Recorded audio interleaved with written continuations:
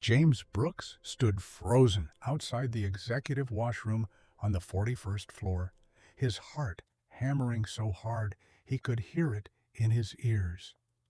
Through the gap in the door, he watched Victoria Hayes, CEO of Hayes Industries, the woman who commanded boardrooms with a single glance, standing before the mirror with her blouse open, revealing a landscape of surgical scars that told a story she'd never shared with anyone in this building. Their eyes met in the reflection. Her face went white, then flushed crimson. James's mouth opened, but no apology came. Just the terrible understanding that his career, his daughter's security, everything he'd fought to rebuild after losing Rachel, had just shattered with one accidental intrusion. 6 hours earlier, the alarm hadn't gone off. Or rather, it had gone off at 5:30 as programmed, but James had been awake since 4, listening to Sophie cough in the next room. That wet, rattling sound sent him straight back to hospital corridors and the smell of antiseptic and the feeling of Rachel's hand growing cold in his. He finally got up at 5, padded down the narrow hallway of their Lincoln Park apartment in bare feet. Sophie's door was cracked open, spilling yellow light from her nightlight shaped like a crescent moon. She lay curled on her side, clutching Mr. Hopper's, the stuffed rabbit she'd had since she was 2. Another cough, harsh and scraping. James sat on the edge of her twin bed, the frame creaking under his weight, placed a hand on her forehead. No fever, thank God. But that cough. "Daddy?" Her eyes opened, brown like Rachel's, too aware for a 6-year-old. "Just checking on you, baby girl. That cough sounds rough." "It hurts." Her voice came out small. "I know. Let me make you some tea. Honey and lemon, like always." In the kitchen, he filled the kettle, set it on the ancient gas stove with its perpetually broken front burner. Opened the cabinet, honey jar nearly empty. He'd forgotten to buy more. Added to the list of things he'd forgotten this week, Sophie's library book return, the form for her field trip, calling back the dentist's office about her cleaning.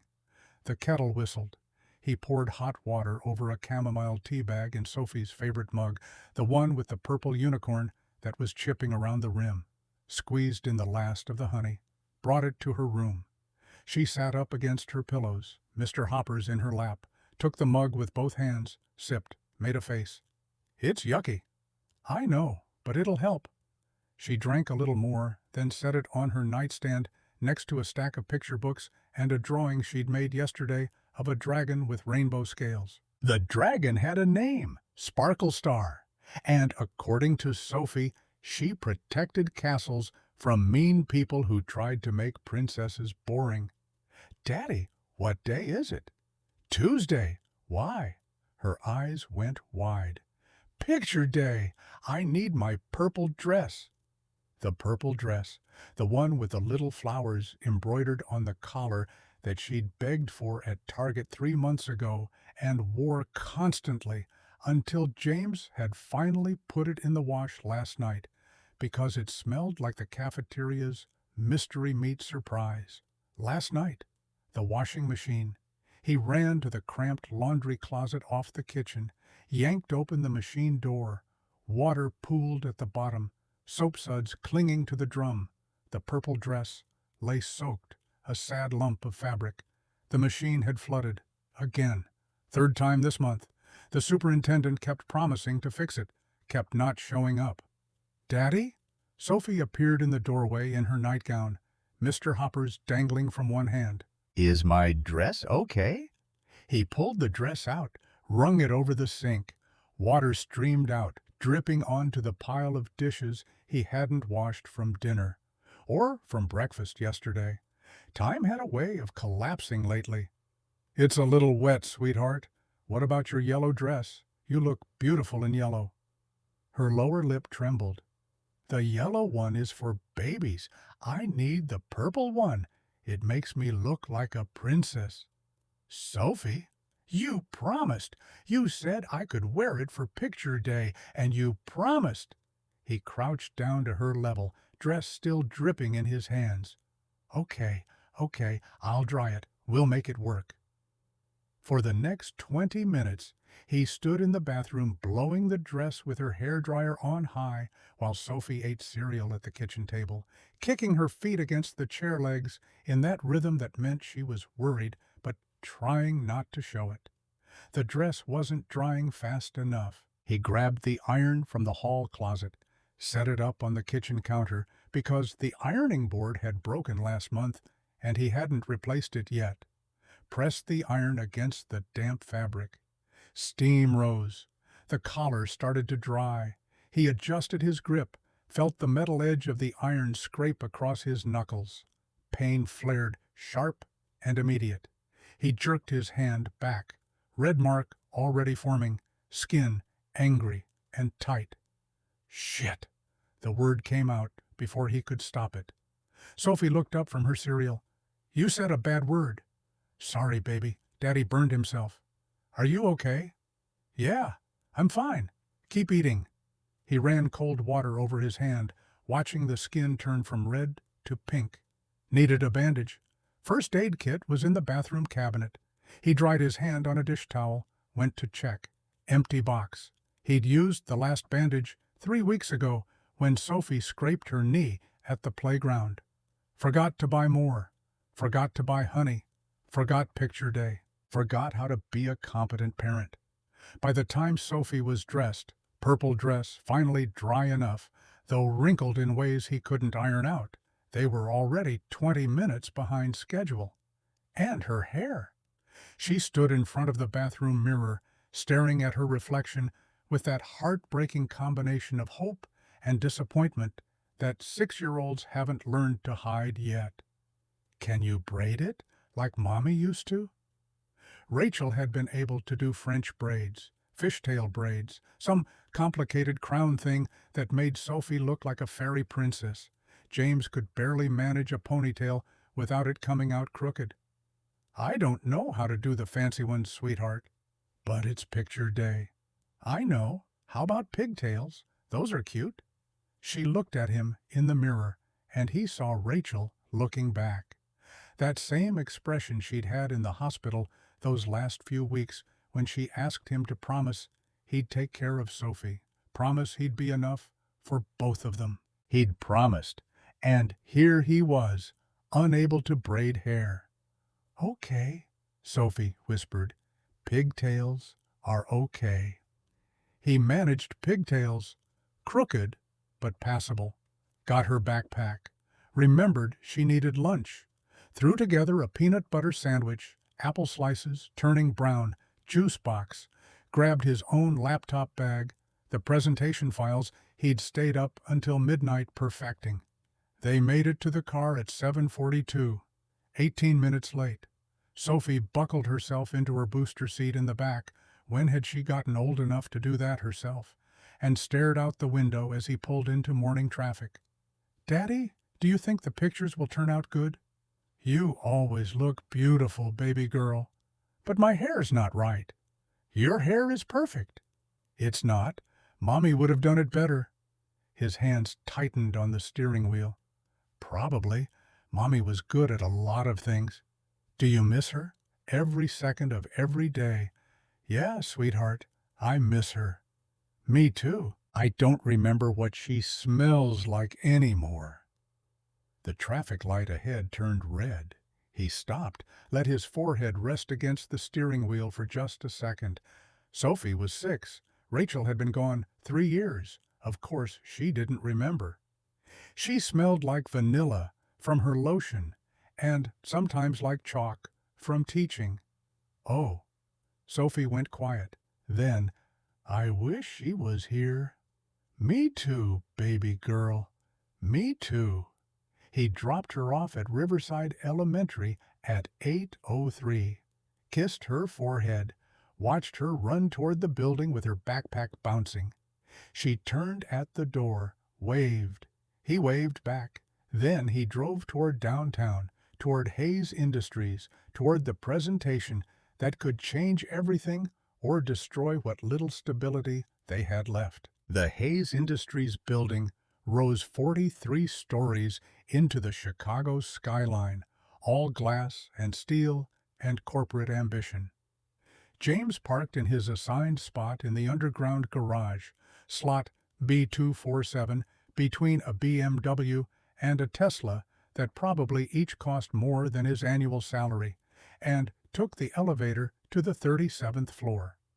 The finance department occupied a vast, open-plan workspace that somehow managed to feel both crowded and impersonal. Rows of desks under fluorescent lights, everyone hunched over computers or talking quietly into headsets. The air smelled like burnt coffee and printer toner. Michael Reynolds materialized beside his desk before James had even set down his bag.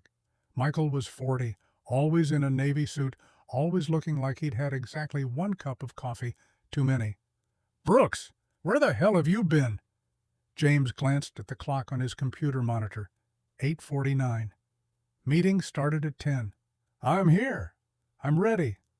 "You look like death." "Did you even sleep?" "I'm fine." "You can't be fine. This is the board. Victoria Hayes will be there. If you screw this up, I won't screw it up." James turned on his computer, pulled up his presentation file one last time. Quarterly revenue analysis, profit margins, expense ratios, projected growth for Q3 and Q4. He knew every number, every chart, every contingency plan. Michael leaned closer, lowered his voice. "Listen to me. Keep it tight. Keep it confident. Answer questions directly and move on. Don't ramble. Don't try to impress her. Don't try to explain yourself. Hayes hates all of that." "I know." "Do you?" Because the last analyst who presented to her tried to crack a joke about market volatility, and she had him transferred to the Minneapolis office by Friday. Just give her what she needs and get out. James had heard the stories. Everyone had. Victoria Hayes didn't suffer incompetence, didn't tolerate excuses, didn't care about personal circumstances or extenuating factors. Under her leadership, Hayes Industries had tripled its market value in 8 years, expanded into 6 countries, developed a reputation as one of the most demanding places to work in the entire manufacturing sector. People didn't cross Victoria Hayes. They didn't disappoint her. And they certainly didn't make her wait. The next hour passed in a blur of final preparations and mounting dread. James reviewed slides, checked numbers, rehearsed his opening statement while people around him took phone calls and complained about the coffee machine and planned their lunches like this was just another ordinary Tuesday. At 9:45, Michael appeared again. "Time to go. Conference A. You've got your materials." "Yes." "Your confidence?" "Working on it." They took the elevator to the 42nd floor. Executive territory. Thicker carpets, heavier silence. Everything smelled faintly of leather and money. Conference Room A was already filling up with board members and senior executives, people whose quarterly bonuses could fund James's entire life 3 times over. He took his position at the front of the room, connected his laptop to the projection system, tried to remember how to breathe normally. The space was designed to intimidate. Floor-to-ceiling windows, overlooking Lake Michigan, a table that could seat 20, chairs that probably cost more than his car. At exactly 10 o'clock, Victoria Hayes walked in. The conversations didn't stop. The room was already fairly quiet, but something changed. A shift in air pressure, maybe. Everyone sat straighter, adjusted papers, stopped their side conversations mid-sentence. She moved with the precision of someone who'd calculated every gesture, measured every step. Charcoal gray suit, perfectly tailored, white blouse crisp enough to cut paper, heels that added 3 inches to her already imposing height, red soles flashing with each step. Her dark hair was pulled back in a flawless twist, not a strand out of place. Her face was striking rather than beautiful in any conventional sense. Strong jawline, Sharp cheekbones, eyes that seemed to catalog everything they touched, pale blue-gray like winter sky over frozen water. She took her seat at the head of the table without greeting anyone, opened a leather portfolio, glanced at James with the same expression she might give a spreadsheet that didn't balance. "Mr. Brooks." Her voice was cool, precise, with no inflection to indicate approval or disapproval, just a statement of fact. "You may begin." James's mouth went dry. He clicked to the first slide, heard his own voice start talking, somehow steady, despite the fact that his heart was trying to escape his chest. "Good morning. I'll be presenting the Q2 financial review and our projections for the second half of the fiscal year." Slide 2, Revenue Breakdown by Division. Industrial Equipment up 6%, Manufacturing Supplies flat, International Contracts showing promising growth in Germany and South Korea. Slide 3, Profit Margins up 2.3% from Q1, driven primarily by supply chain optimization he'd identified and implemented over the past quarter. He moved through expense ratios, marketing ROI, operational efficiency metrics, answered questions from Sarah Kim, the CFO, about the advertising budget allocation, fielded concerns from David Walsh, head of operations, about warehouse overhead costs. Through it all, Victoria watched with those unreadable eyes, occasionally making notes in her portfolio, never smiling, never frowning, just absorbing information with the mechanical efficiency of someone who'd built an empire on the foundation of absolute focus. James was halfway through the risk assessment slide when his phone buzzed in his pocket. He ignored it. You didn't answer your phone in a board presentation. You didn't even check it. It buzzed again, and again. 3 calls in rapid succession. Their emergency code, the signal that something was seriously wrong. His hands started to shake. He forced himself to keep talking, to finish explaining the contingency plans for currency fluctuation and supply disruptions, but his mind was already somewhere else. Sophie's school. Something happened to Sophie. She fell. She's sick. She's hurt. She needs him, and he's stuck in this room talking about profit margins. "Mr. Brooks?" Victoria's voice cut through his spiraling thoughts like a blade. He looked up to find her staring at him with an expression that might have been concern on someone else, but on her just looked like intensified attention. "Yes? You were saying something about the European market." Had he been? James looked at his slide, at words that suddenly seemed like they were written in a foreign language. "Yes, the European expansion. We've identified 3 key markets where we believe we can achieve significant penetration within the next fiscal year, pending regulatory." His phone buzzed again. This time, Victoria's eyes dropped to his pocket, then back to his face. The room had gone completely silent. "Is that urgent?" "No. I apologize. If it's urgent, answer it." There was no warmth in her voice, but there was something else, a kind of crisp practicality that suggested she understood the difference between dedication and stupidity. James hesitated, torn between professionalism and the mounting panic in his chest. Every pair of eyes in the room was on him now. "It's probably nothing. I can—" "Answer it, Mr. Brooks. We'll wait."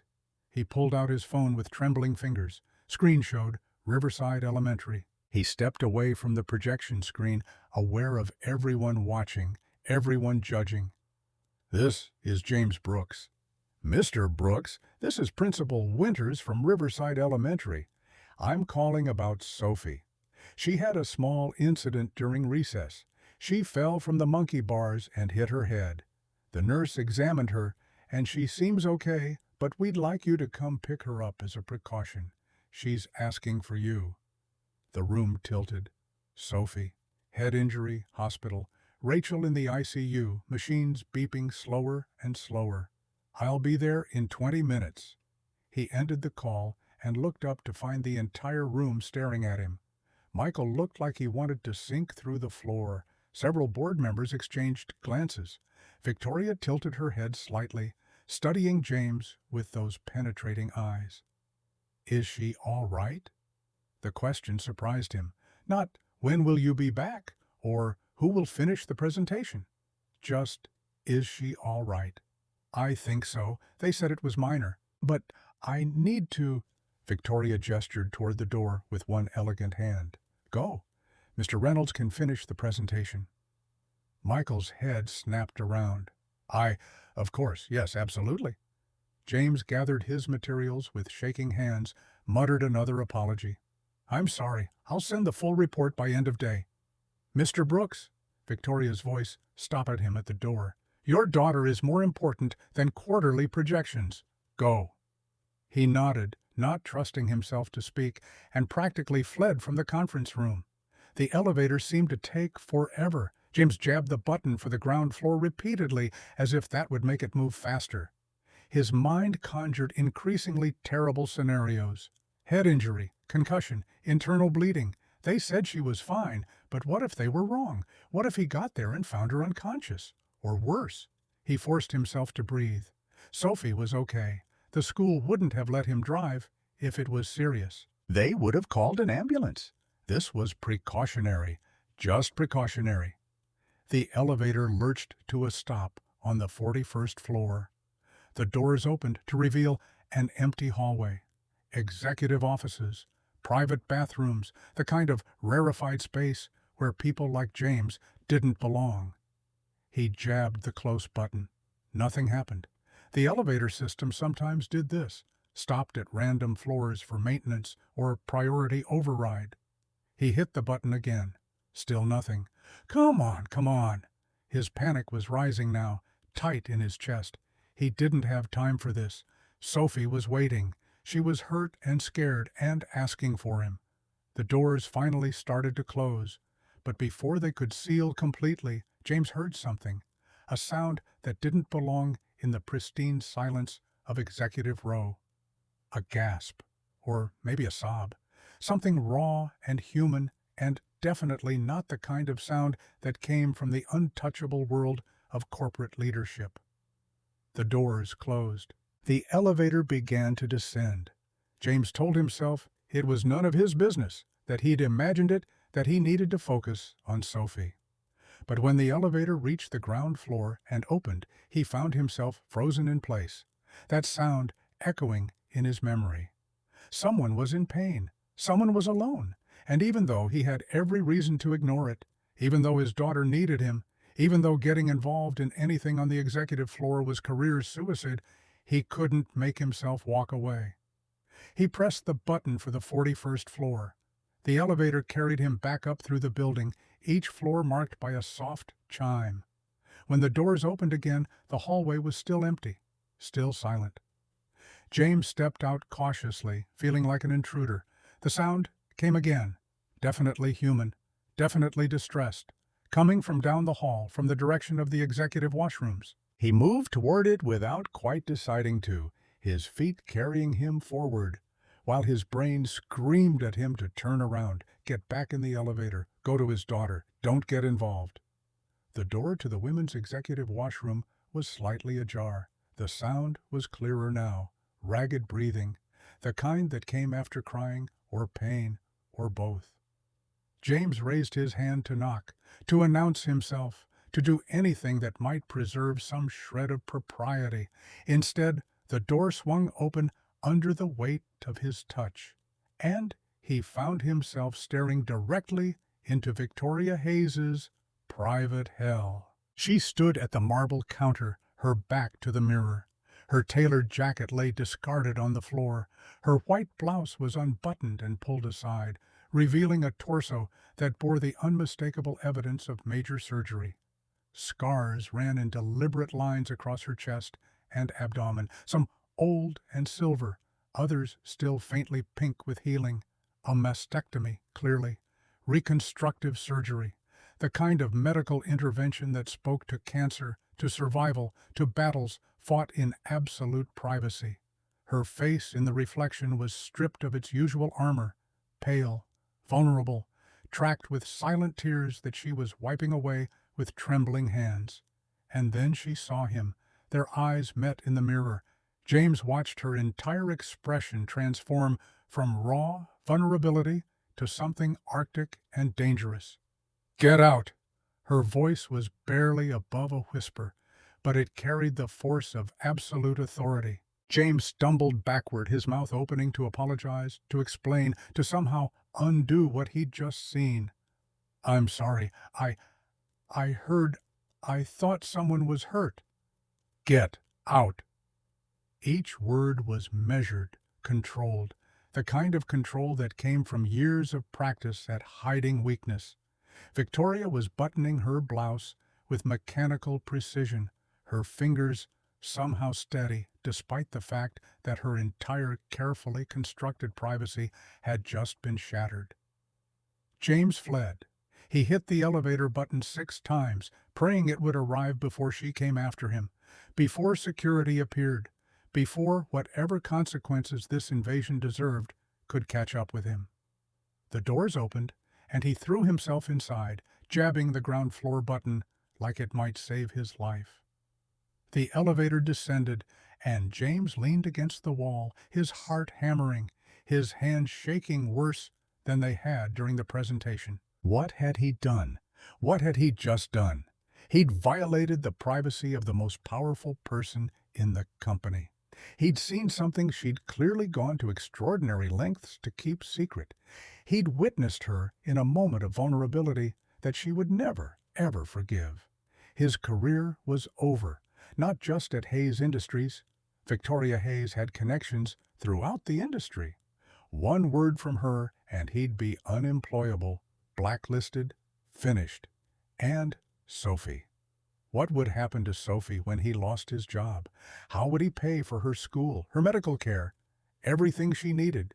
They were barely making it as it was. Without his salary.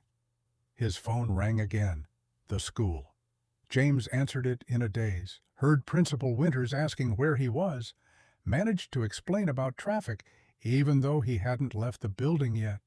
He promised he'd be there soon, ended the call, and walked through the lobby like a ghost. The drive to Riverside Elementary happened in fragments. Red lights, pedestrians, other cars that moved around him like water around a stone. His mind kept returning to that moment in the washroom. Victoria Hayes's scarred torso, her tear-stained face, her fury at being seen. He'd never meant to intrude. He genuinely thought someone needed help. But intent didn't matter when you'd witnessed something that powerful people would kill to keep hidden. Sophie was waiting in the nurse's office with a small bandage on her forehead and red-rimmed eyes. The moment she saw him, she burst into fresh tears and launched herself into his arms. "Daddy, I fell and it hurt and I wanted you and you weren't there." "I'm here now, baby girl, I'm here." He held her tight, breathing in the smell of her strawberry shampoo, feeling her small body shake with sobs. "Let me see. Does it hurt?" "A little." She pulled back to show him the bandage. "Nurse Kelly said I was very brave." "You're always very brave." He examined the bandage carefully. Small, clean, professional. "Did they clean it?" "Yes, and she said I don't need stitches, just a bandage and ice cream." Despite everything, James smiled. "Ice cream, huh? Did Nurse Kelly say that, or did you say that?" Sophie's tears were already drying, replaced by the resilience of childhood. "Can we get ice cream, Daddy, please?" "Absolutely. Whatever flavor you want." They stopped at Sweetness Parlor 2 blocks from the school, the one where they had gone after every difficult appointment during Rachel's illness, where the owner knew their names and always gave Sophie extra sprinkles. Sophie ordered a double scoop of strawberry with rainbow sprinkles. James got black coffee that he didn't drink, just held like an anchor to reality. She chattered about the monkey bars, about how she'd been trying to cross them like her friend Emma, about how she didn't cry until after she fell because crying was for babies. James listened and nodded and made appropriate responses while his mind circled back to Victoria Hayes, to the scars, to the fury in her eyes. He'd be fired, probably by end of day. Security would be waiting at his desk to escort him out. He'd lose his insurance, which meant he'd lose access to Sophie's pediatrician, Dr. Patterson, the one who actually understood her medical history and didn't treat every cough like it might be the beginning of the end. He'd lose the stability he'd fought so hard to build after Rachel died. And worse, much worse, Victoria Hayes would never forgive him for seeing her like that, for witnessing the humanity beneath the corporate armor, for being present at a moment when she'd allowed herself to be weak. His phone buzzed. A text from Michael. "Where are you? Hayes wants to see you. Tonight, 7 p.m., her office." His hands went numb. Another text. "Don't be late." And, "Brooks, whatever you did, fix it." James stared at the message, ice forming in his stomach. 7 p.m. meant after hours, when the building would be mostly empty, private, contained. The kind of meeting where careers ended quietly, without witnesses. "Daddy, you're not eating your ice cream." Sophie peered at him with concern that looked too old on her 6-year-old face. "Are you sad?" He forced a smile. "No, sweetheart, just thinking about work." "Work is boring."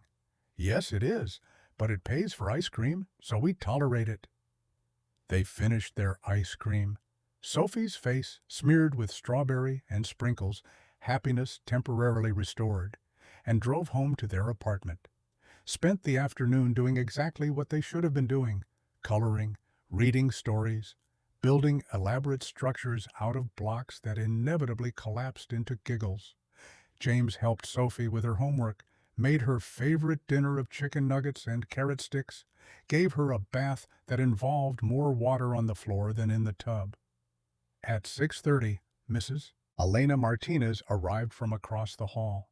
She was 65, a grandmother type who'd taken them under her wing after Rachel died, who knew their whole sad story and never asked uncomfortable questions about why James sometimes came home looking like he'd been crying. "You work too hard," she told him, settling onto the couch with her knitting. "That girl needs her father home." "I know, I'm trying." "Try harder." But she said it kindly, with a pat on his arm that made James's throat tight. He kissed Sophie goodnight. She was already half asleep, her bandaged forehead pressed against Mr. Hopper's, and drove back to Hayes Industries through evening traffic. The building looked different at night. Its glass facade reflected the city lights, most of the windows dark. Only the upper floors still glowed, where people like Victoria Hayes lived their 16-hour days and built empires on the bones of people like James. Security nodded him through without comment. The elevator carried him to the 43rd floor in silence, counting up toward his professional execution. When the doors opened, he found himself in another world entirely, an expanse of polished hardwood and expensive art and furniture that cost more than most people made in a year. Victoria Hayes' office occupied the entire northeast corner. Her assistant's desk sat empty, dark. The door to the inner office was closed, but light showed underneath. James knocked. His hand didn't shake. He was too far beyond fear for physical symptoms. "Come in." He opened the door and stepped into a space that reflected its occupant with uncomfortable accuracy. Everything was precisely arranged. Papers on her desk aligned at exact angles. A small sculpture on the credenza positioned just so. The chairs facing each other at perfect geometry.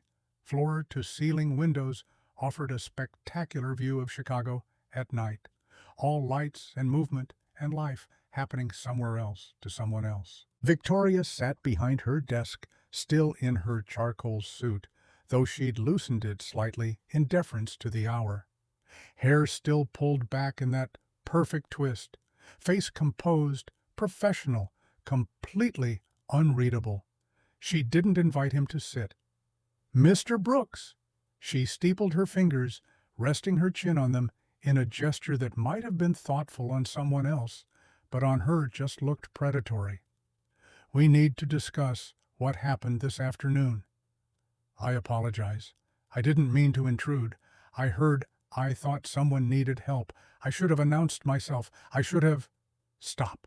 She held up one hand. "I don't want your apologies. I want to understand what you're planning to do with what you saw." James blinked, confused. "Do with it? Nothing. I'm not planning to do anything."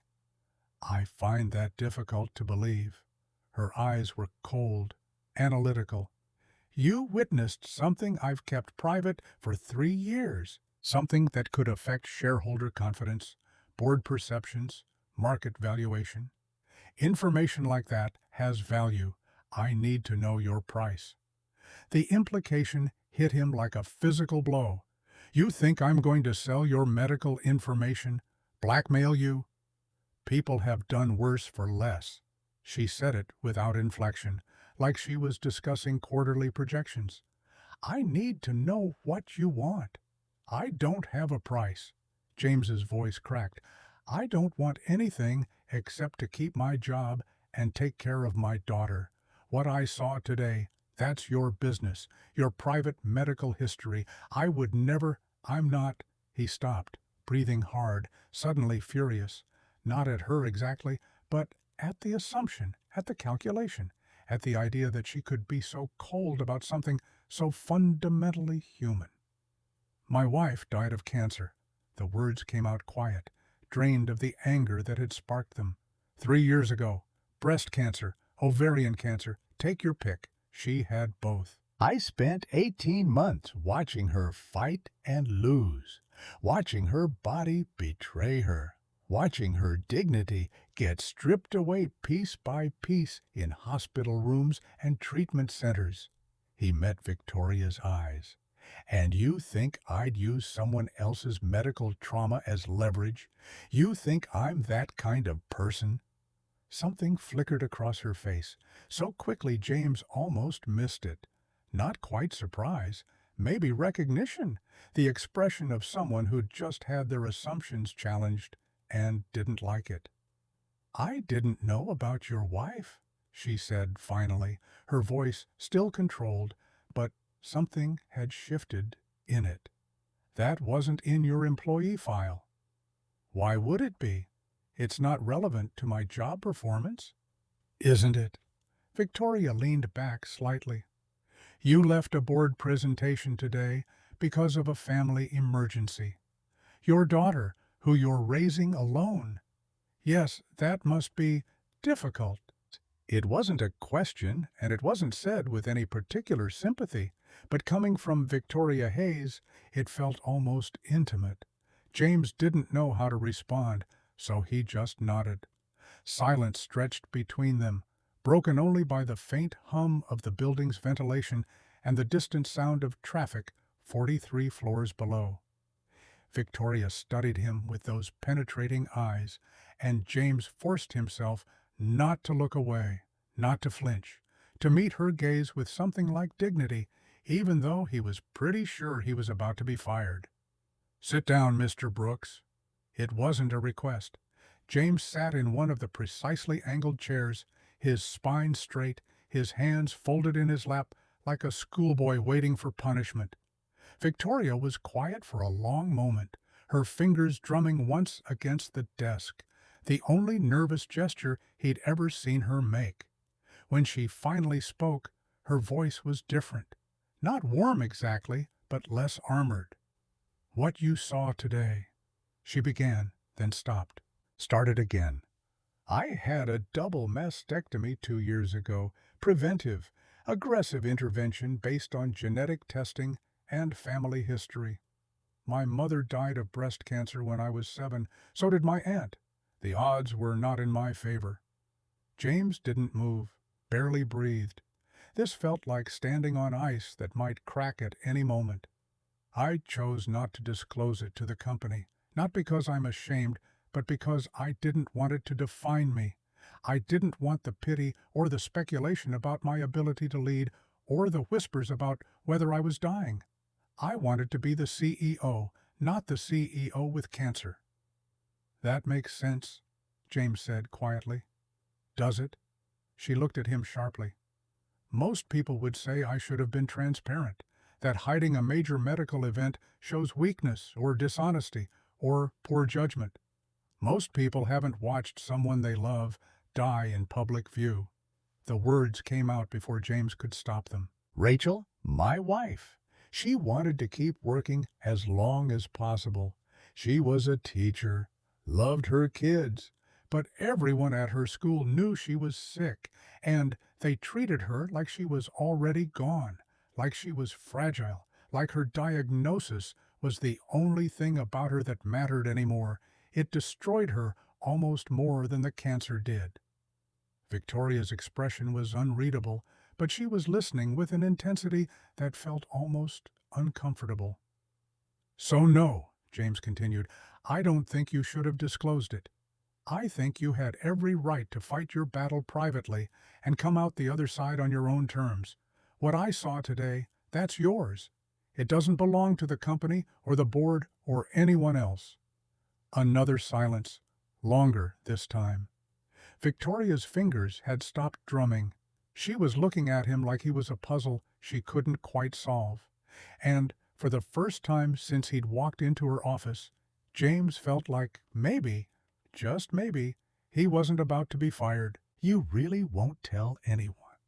She said it as a statement, but there was something in it that sounded almost like hope. I really won't. Even though it would give you leverage, even though you could probably negotiate a promotion, a raise, anything you wanted. James shook his head. I don't want to be the kind of person who uses someone else's pain as currency. I've had enough pain in my life to know it's not something you weaponize. Victoria nodded slowly, like she was absorbing this information and filing it away for future reference.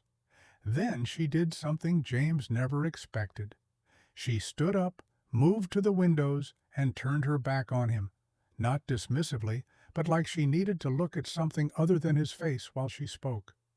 I was supposed to fire you today, she said to the window, to the city, to herself. For the intrusion, for the security breach, for making me vulnerable. James's stomach dropped, but he forced himself to stay quiet. But I'm not going to, Victoria continued, because you're right. What you saw was mine, and what you choose to do with that knowledge is a test of your character, not mine. And so far, you've passed. She turned back to face him, and for just a moment, James saw past the corporate armor to the woman underneath. The one who'd survived cancer alone, who'd chosen secrecy over support, who understood exactly what it cost to rebuild yourself after catastrophic loss. Your presentation this afternoon was excellent, by the way. Mr. Reynolds finished it adequately, but your analysis of the European markets was particularly insightful. I want you to expand on that for next quarter. Thank you. James was still processing the fact that he wasn't fired, that he was apparently being praised instead. Victoria returned to her desk, her armor sliding back into place like she'd never removed it. You can go, and Mr. Brooks, your daughter's recital is next week, correct? Tuesday evening? How did she know that? Had she looked into his file? Investigated him? Yes. Make sure you're there. Family obligations are important. They shouldn't be sacrificed for quarterly presentations. Coming from anyone else, it would have sounded like standard corporate platitude.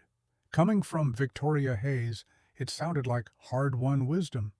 James stood, nodded, and walked to the door. He had his hand on the handle when her voice stopped him one more time. Mr. Brooks? He turned back. Victoria was looking at him with an expression he couldn't quite read, something complicated and human that didn't fit her usual mask. Thank you, she said quietly, for not making me regret trusting you. James understood that this wasn't just about the medical privacy. It was about something larger. About two people who'd survived the unsurvivable, who'd learned to hide their scars, who'd forgotten what it felt like to be seen without judgment. "You don't have to thank me," he replied. "Some things should stay private. Some battles should be fought alone, if that's what you choose." Something like respect flickered in her eyes. "Get some rest, Mr. Brooks. You look exhausted."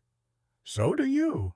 It was too familiar, too honest, and for a second James thought he'd crossed a line. But Victoria just smiled. Barely, briefly, but it was there. "Fair point. Good night, Mr. Brooks." "Good night, Miss Hayes." James left her office, rode the elevator down through the empty building, and walked to his car in a daze. The whole drive home, he kept replaying the conversation, trying to understand what had just happened. He'd witnessed something private, been suspected of blackmail, confessed his own tragedy, and somehow come out the other side not just employed, but what? Seen? Understood? Mrs. Martinez was dozing on his couch when he got home, her knitting forgotten in her lap. He woke her gently, thanked her profusely, saw her to her apartment. Then he checked on Sophie, still sleeping peacefully, her bandaged forehead visible in the nightlight's glow. His phone buzzed. A text from an unknown number. "Thank you for tonight, for the honesty and the reminder that being human is allowed." James saved the number, typed back, "Anytime. That's what castle visitors are for." The response came immediately, "I'm glad you're visiting mine." He stared at the screen for a long moment, then set his phone on the nightstand and collapsed onto his bed without bothering to change out of his suit. Tomorrow would bring new complications. But tonight, he'd survived, and somehow, impossibly, Victoria Hayes had thanked him. Outside his window, Chicago glittered with possibility and danger in equal measure. James fell asleep thinking about castle walls and the bridges that connected them, and whether he and Victoria were brave enough to cross. 2 weeks crawled by in a strange new rhythm. James arrived at Hayes Industries each morning, expecting consequences that never came. No security escort, no termination notice.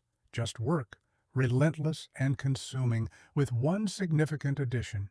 Every Friday at 4 p.m., he met with Victoria Hayes to discuss the European expansion strategy. The meetings were professional, clinical even. They sat across from each other in her office, laptops open, spreadsheets projected onto her wall-mounted screen. She asked sharp questions about German manufacturing regulations, French labor laws, the logistics of establishing supplier relationships across 6 countries. He provided answers backed by data he'd spent late nights compiling while Sophie slept. But underneath the quarterly projections and market penetration estimates, something else hummed. A current neither of them acknowledged. She knew he'd seen her scars. He knew she'd trusted him not to tell. That knowledge sat between them like a third presence in the room. On the second Friday, she asked about Sophie's recital without looking up from her notes. "Your daughter. Tuesday went well, I assume?" She forgot half her lines and improvised a song about butterflies that had nothing to do with the actual play. Victoria's mouth twitched, almost a smile. Sounds like she has her father's creativity. More like her mother's confidence. The words escaped before he could catch them. Rachel, suddenly present in this sterile corporate space where she didn't belong. But Victoria didn't look uncomfortable. If anything, her expression softened. Good qualities to inherit. That was all, but it felt like more. The third Friday she was already waiting when he arrived, standing at her windows, silhouette dark against the afternoon sun, streaming through glass. "The Frankfurt contract," she said without turning. "We need to discuss acceleration." James set his laptop on her desk. Acceleration? Hayes Industries submitted a bid 3 weeks ago. Confidential. High-value manufacturing contract with a German automotive supplier. If we secure it, the entire European expansion timeline moves forward by 6 months. That's good news. It would be. Now she turned, and something in her face made his stomach clench. If it weren't for the fact that our primary competitor somehow obtained our exact bid numbers and undercut us by 3%, just enough to win without raising suspicion. Someone leaked it. Someone leaked it. Her voice was ice over steel. And I intend to find out who. Monday morning arrived with an email that hit every inbox in the building simultaneously. Emergency all-hands meeting, 10 a.m., conference room. C. Attendance mandatory. James filed in with everyone else, found a seat near the back beside Michael Reynolds, who looked like he'd aged 5 years over the weekend. "This is bad," Michael whispered. "Hayes only calls all hands for catastrophic shit. Last time was when the Malaysia facility got shut down for safety violations." Victoria strode to the front of the room at precisely 10 o'clock. No preamble, no warm-up. "This weekend, our confidential bid for the Frankfurt manufacturing contract was leaked to our primary competitor. They undercut our proposal by exactly 3%. This leak cost us $40 million and compromised our entire European expansion strategy." The room went silent. James felt sweat prickle at his collar. "I want to know who had access to those files. I want to know everyone who touched them. Everyone who saw those numbers. Everyone who could have possibly transmitted that information outside this company. And I want that information by end of day." She paused, her gaze sweeping the room like a searchlight hunting for guilt. "Let me be absolutely clear. Corporate espionage is not a mistake. It's not an oversight. It's a deliberate betrayal of trust, and I will find whoever is responsible. When I do, they will be terminated, prosecuted, and blacklisted from this industry permanently." Her eyes seemed to land on James for just a fraction of a second longer than anyone else. Or maybe he imagined it. "Are there any questions?" Silence. "Get to work." The room emptied rapidly. People fled to their desks to start the audit, to cover tracks, to ensure they weren't anywhere near the blast radius. James stayed in his seat, mind racing. The European strategy he'd developed, the Frankfurt proposal he'd reviewed 2 weeks ago when building his market assessment. He'd accessed those files. His name would appear in the logs. "Brooks." Michael grabbed his elbow. "Walk with me." They headed toward the stairwell, away from elevators where conversations could be overheard. Michael waited until the door closed behind them before speaking. "You reviewed the Frankfurt numbers. I know you did. I approved your access. For the market analysis, that's all. I know that. You know that. But other people are going to make connections. You're new to this level of responsibility.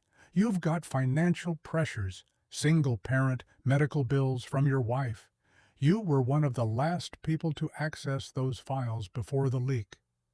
James leaned against the concrete wall. "I didn't do it. I believe you. But belief doesn't matter when Hayes starts digging. She's going to pull every log, every email, every phone record. Your name will show up, and people will ask questions." "What do I do?" "Tell the truth. Cooperate fully. Don't panic." Michael's face was grim. "And hope to God that Hayes knows you well enough to give you the benefit of the doubt." By Wednesday, the investigation had consumed the building.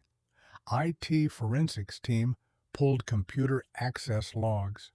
HR scheduled interviews with anyone who'd touched the Frankfurt files. Security reviewed badge swipes to see who'd been in the building after hours. James received his interview summons Thursday morning, Friday at 2 p.m., conference room B. "Please bring documentation of all work related to the European expansion project." He spent Thursday night compiling files, printing emails, building a timeline of exactly when and why he'd accessed each document. Sophie kept asking why he looked worried. He kept lying that everything was fine. Mrs. Martinez noticed when she came to watch Sophie Friday afternoon. "You look terrible. When did you last eat something that wasn't coffee?" "I'm handling it." "No, you're not." She pulled a container from her bag. "Chicken enchiladas. Made them this morning. You eat. I'll make sure Sophie does her homework." "Mrs. Martinez, don't argue with me. You need your strength for whatever you're fighting." The interview lasted 2 hours.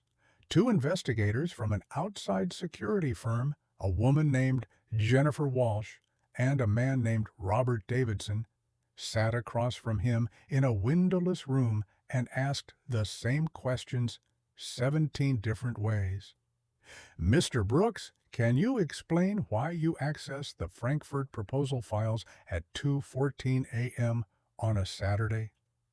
"I was working late on the European analysis. Ms. Hayes had given me a tight deadline. I work when my daughter's asleep." "That must be difficult financially. Single parent, child care costs, medical expenses from your late wife's illness." James's hands clenched under the table. "I manage. But you could use more money. Anyone in your situation would." "I'm not anyone in my situation. I'm someone who works for what I earn and doesn't sell corporate secrets for profit." Jennifer Walsh smiled without warmth. "Of course, we're just trying to understand the full picture." They asked about his financial accounts, his phone records, his contacts in Germany, in France, in any country where Hayes Industries operated. Had he traveled internationally in the past year? Had anyone approached him about sharing information? Had he noticed any suspicious activity among his colleagues? By the time they finished, James felt scraped raw. He returned to his desk to find people avoiding eye contact, conversation stopping when he approached. Even Michael seemed hesitant, offering platitudes about how investigations were standard procedure. Nothing personal, nothing personal. Just his entire career under a microscope, his integrity questioned, his life dissected for evidence of betrayal. At 4 p.m., his desk phone rang. Internal number, executive floor. "Mr. Brooks, this is Rachel Kim, Ms. Hayes' executive assistant. Ms. Hayes would like to see you in her office. Now, please." His stomach dropped. He took the elevator to 43, walked past Rachel's empty desk, she must have left early, and knocked on Victoria's door. "Oh, come in." She sat behind her desk, surrounded by printed reports and legal documents. Hair still perfect, suit still crisp, but shadows under her eyes that hadn't been there last week. "Sit down, Mr. Brooks." He sat. "The investigation is closing in on 3 employees with both access and suspicious financial activity. You're not one of them." Relief hit so hard he felt lightheaded. "But I wanted you to know now, before the official announcement, before you spent the weekend believing your career was over." "Thank you." "Don't thank me yet." She leaned forward, fingers steepled. "The investigators are going to release their preliminary findings Monday morning. Between now and then, there will be speculation, rumors. People will assume the worst about anyone whose name appeared in the access logs, yours included." "I can handle it." "Can you?" Her eyes were sharp, assessing. "Because from where I'm sitting, you look like you haven't slept in 3 days, like you've been running on caffeine and anxiety and the fading memory of what it felt like to actually function normally." Too close to the truth. "I'm fine." "You're a terrible liar, Mr. Brooks." She opened a drawer, pulled out a bag from the cafe downstairs. "Eat something. That's not a suggestion." Inside, a turkey sandwich, an apple, a chocolate chip cookie. "I don't need—" "You have a 6-year-old daughter who depends on you. You can't take care of her if you're collapsing from exhaustion and malnutrition. So eat." He ate. because arguing seemed harder than compliance, and because the sandwich was better than anything he'd managed to feed himself in days. Victoria watched with that same assessing expression, like she was cataloging his deterioration and filing it under problems that needed solving. "The European expansion project," she said after he'd finished. "I'm accelerating the timeline. We lost Frankfurt, but there are other opportunities. Better opportunities if we move quickly. Can you have a revised implementation plan ready by end of next week?" That's... James did the math. 7 days, while maintaining regular responsibilities, while being a father. Yes, I can do it. "You'll report directly to me on this. Weekly updates, Fridays at 4. Can you make that work with your schedule?" Fridays at 4 meant staying late sometimes, meant scrambling to arrange childcare for Sophie, meant adding another layer of complication to his already precarious balance. But it also meant FaceTime with the CEO, meant visibility, meant the kind of career advancement that could actually change their lives. "I can make it work." Victoria studied him for a long moment. "Your daughter's recital, last month, you said it went well." The shift in topic threw him. She was perfect. I'm sure she was. Something flickered in Victoria's expression. "My mother used to say that children heal faster than adults because they haven't learned to hold on to pain yet. They feel it fully and then let it go." Second time she'd mentioned her mother. Both times her voice carried weight of old grief that never quite faded. "That's a beautiful way to think about it." "My mother was a beautiful person. Before the cancer." Victoria's face went distant. "She believed in living fully, being present, not letting fear dictate choices. And then she got sick, and all those beliefs just evaporated. She spent her last year being afraid of everything, afraid of pain, afraid of treatment, afraid of leaving me and my father alone. The fear consumed her faster than the cancer did."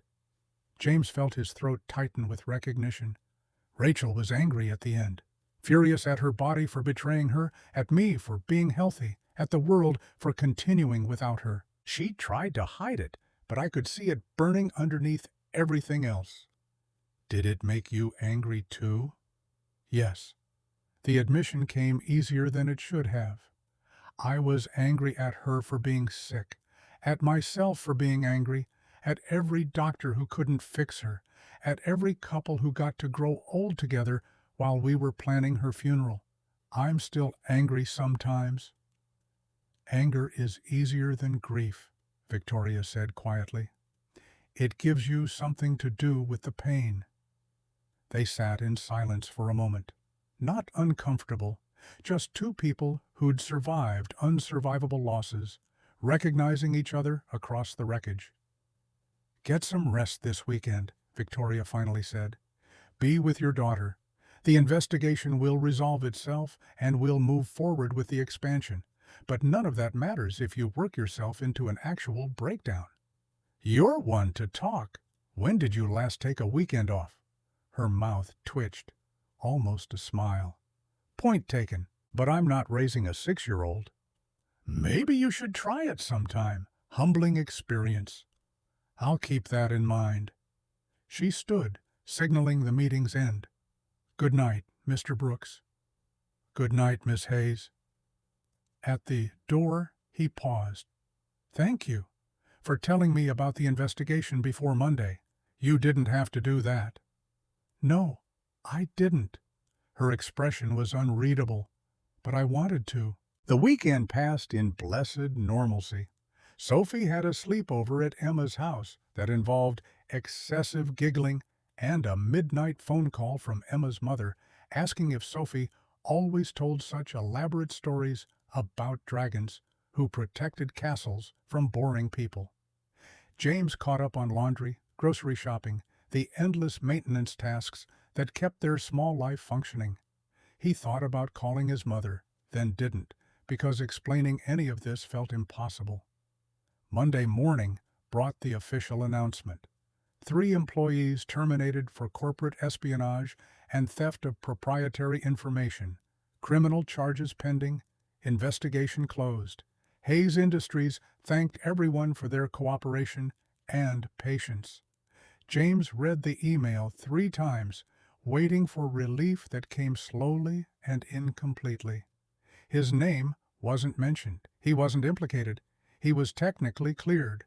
But the past 2 weeks had left marks that a simple email couldn't erase. The way colleagues still avoided eye contact, the knowledge that his entire life had been examined and judged, the exhaustion that had settled into his bones like concrete. "See?"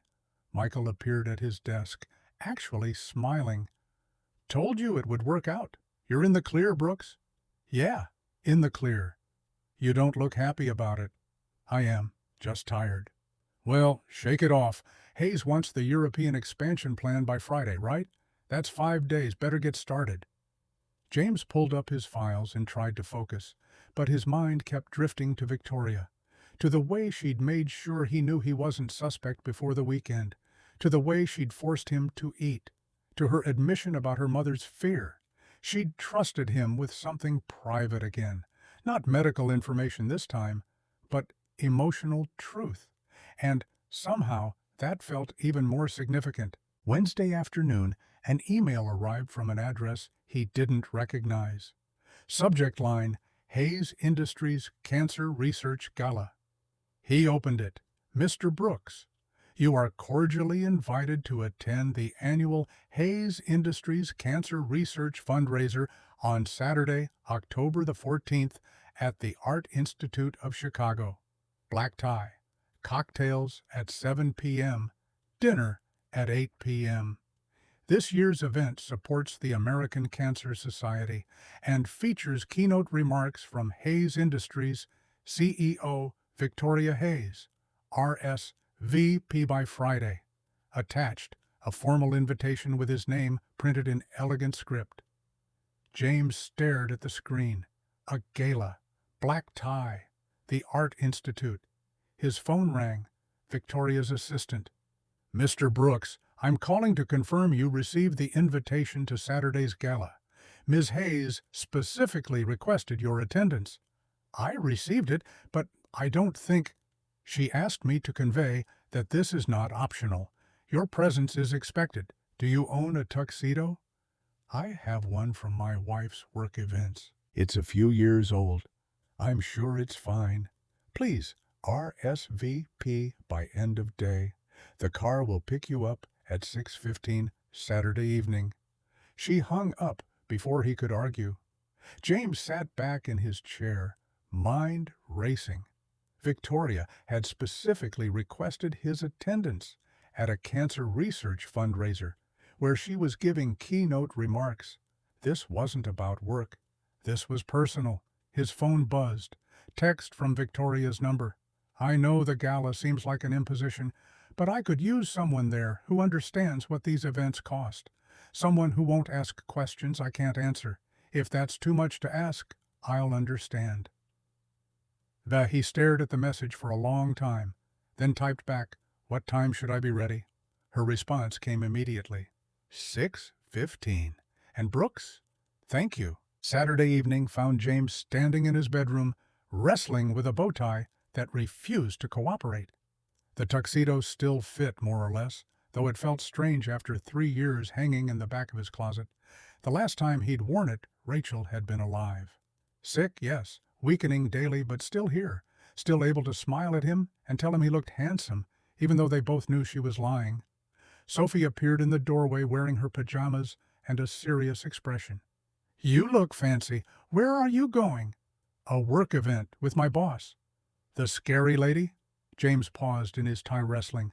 "What makes you think she's scary?" "You always look worried when you talk about her, but also you smile sometimes, like you're worried and happy at the same time." 6 years old and already reading him better than most adults.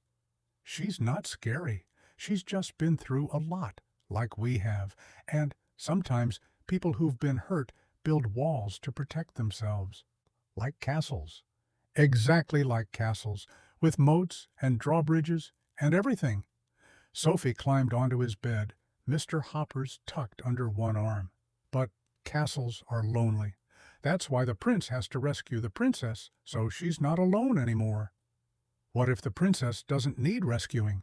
What if she just needs someone who understands that castles are sometimes necessary? Sophie considered this seriously.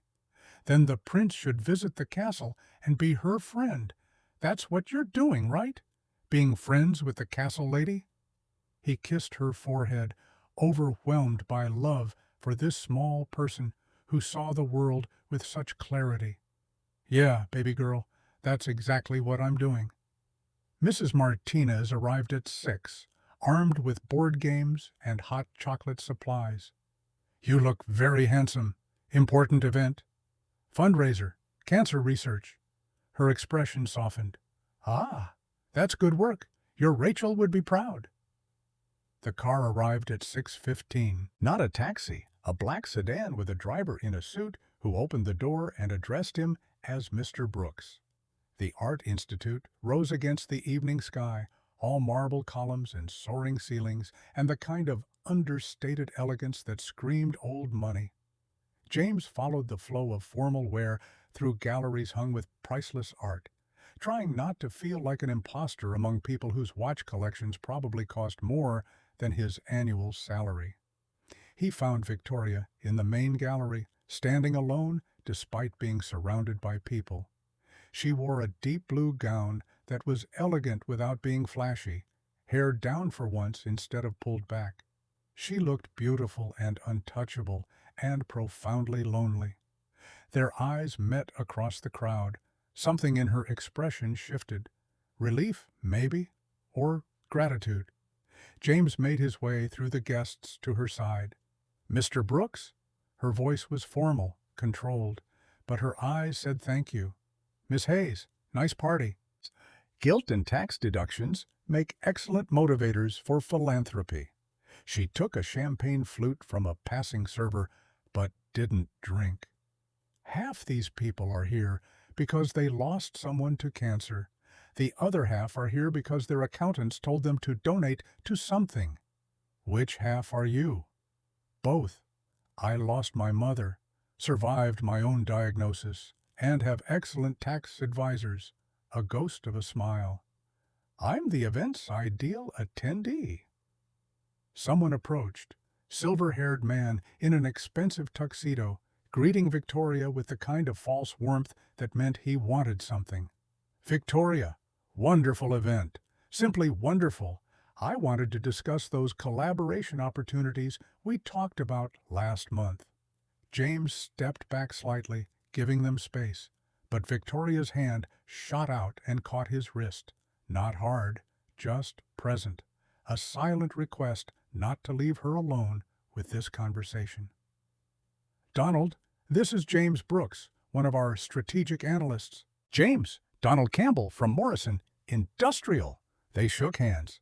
Donald launched into a pitch about synergies and market opportunities, the subtle negotiation that happened in spaces between polite words. Victoria listened for exactly 90 seconds, then cut him off with surgical precision. Donald, I appreciate your interest, but Morrison Industrial is currently under SEC investigation for accounting irregularities. Hayes Industries won't be pursuing any partnerships until your legal situation is resolved.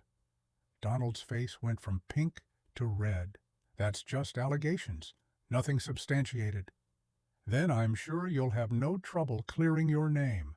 When you do, we can revisit this conversation. Enjoy the evening.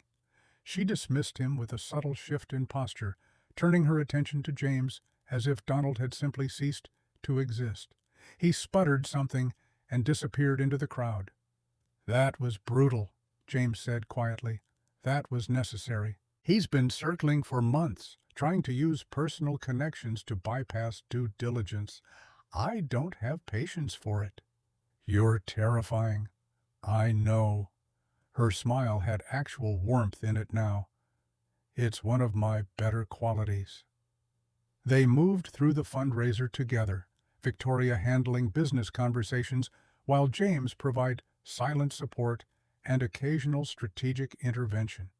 He watched her perform the role of CEO, charming when necessary, ruthless when appropriate, always calculating 3 moves ahead. But he also noticed the moments when her smile went tight, when her hand trembled slightly, holding the champagne she never drank, when her eyes found his across the room like an anchor in a storm. At 8 o'clock, she was called to give her speech. She walked to the small stage with perfect posture, took the microphone with steady hands, and delivered prepared remarks about innovation in cancer treatment and the importance of research funding and Hayes Industries' commitment to supporting medical advancement. It was professional, polished, completely appropriate. It was also completely hollow. The words of someone performing concern instead of feeling it. And then something shifted. Victoria paused mid-sentence, looked out at the crowd of people performing their own versions of caring, and made a decision that James saw happen in real time. "I had a double mastectomy 2 years ago." Her voice cut through the polite murmur like a blade. "Preventive surgery based on genetic testing that showed I had an 87% chance of developing breast cancer within the next decade. My mother died of breast cancer when I was 7. My aunt died at 42. The odds were not in my favor." The gallery went absolutely silent. James's heart hammered as he watched Victoria strip away years of carefully maintained privacy in front of hundreds of people. "I chose not to disclose my medical history publicly. Not because I was ashamed, but because I didn't want to be defined by it. I didn't want to be the CEO who survived cancer instead of just the CEO. I wanted my work to speak for itself without being filtered through assumptions about my health or my mortality." She paused. Her eyes found James's in the crowd, drew strength from whatever she saw there. But silence has its own cost, because pretending to be invulnerable means isolating yourself from the support you actually need. It means building walls so high that no one can see you're struggling. It means surviving at the expense of actually living. The words hung in the air, raw and true. "My mother tried to survive alone. She built walls around her fear and her pain, and those walls killed her almost as surely as the cancer did. I don't want that to be my story. I don't want that to be anyone's story." She set down the microphone and walked off the stage, not waiting for applause, not performing grace or strength or any of the things the crowd expected, just being honest, raw, profoundly brave. James met her at the edge of the gallery as the crowd erupted into applause that sounded genuine for the first time all evening. Her hands were shaking, face pale, armor completely gone. "I need to leave, now, before I have to talk to anyone about what I just did." "Okay." He didn't question it, didn't suggest she stay and accept praise, just offered his arm and walked with her through the gallery, through the crowd that parted around them, out into the cool Chicago night. The car was waiting, but Victoria walked past it, kept walking down Michigan Avenue with her heels clicking on the sidewalk and her gown trailing behind her. James followed, gestured to the driver that they'd be fine, caught up with her 2 blocks later where she'd stopped in front of a closed storefront, breathing hard, one hand pressed against the glass like she needed physical support to stay upright. "I can't believe I just did that." Her voice was sharp with something between panic and exhilaration. "I just told 300 people about my medical history, about my family, about my walls. What was I thinking?" "You were thinking it was time to stop performing and start being honest." "Honest?" She laughed, the sound brittle. "Honesty is dangerous. Honesty gives people leverage. Honesty makes you weak, or it makes you human."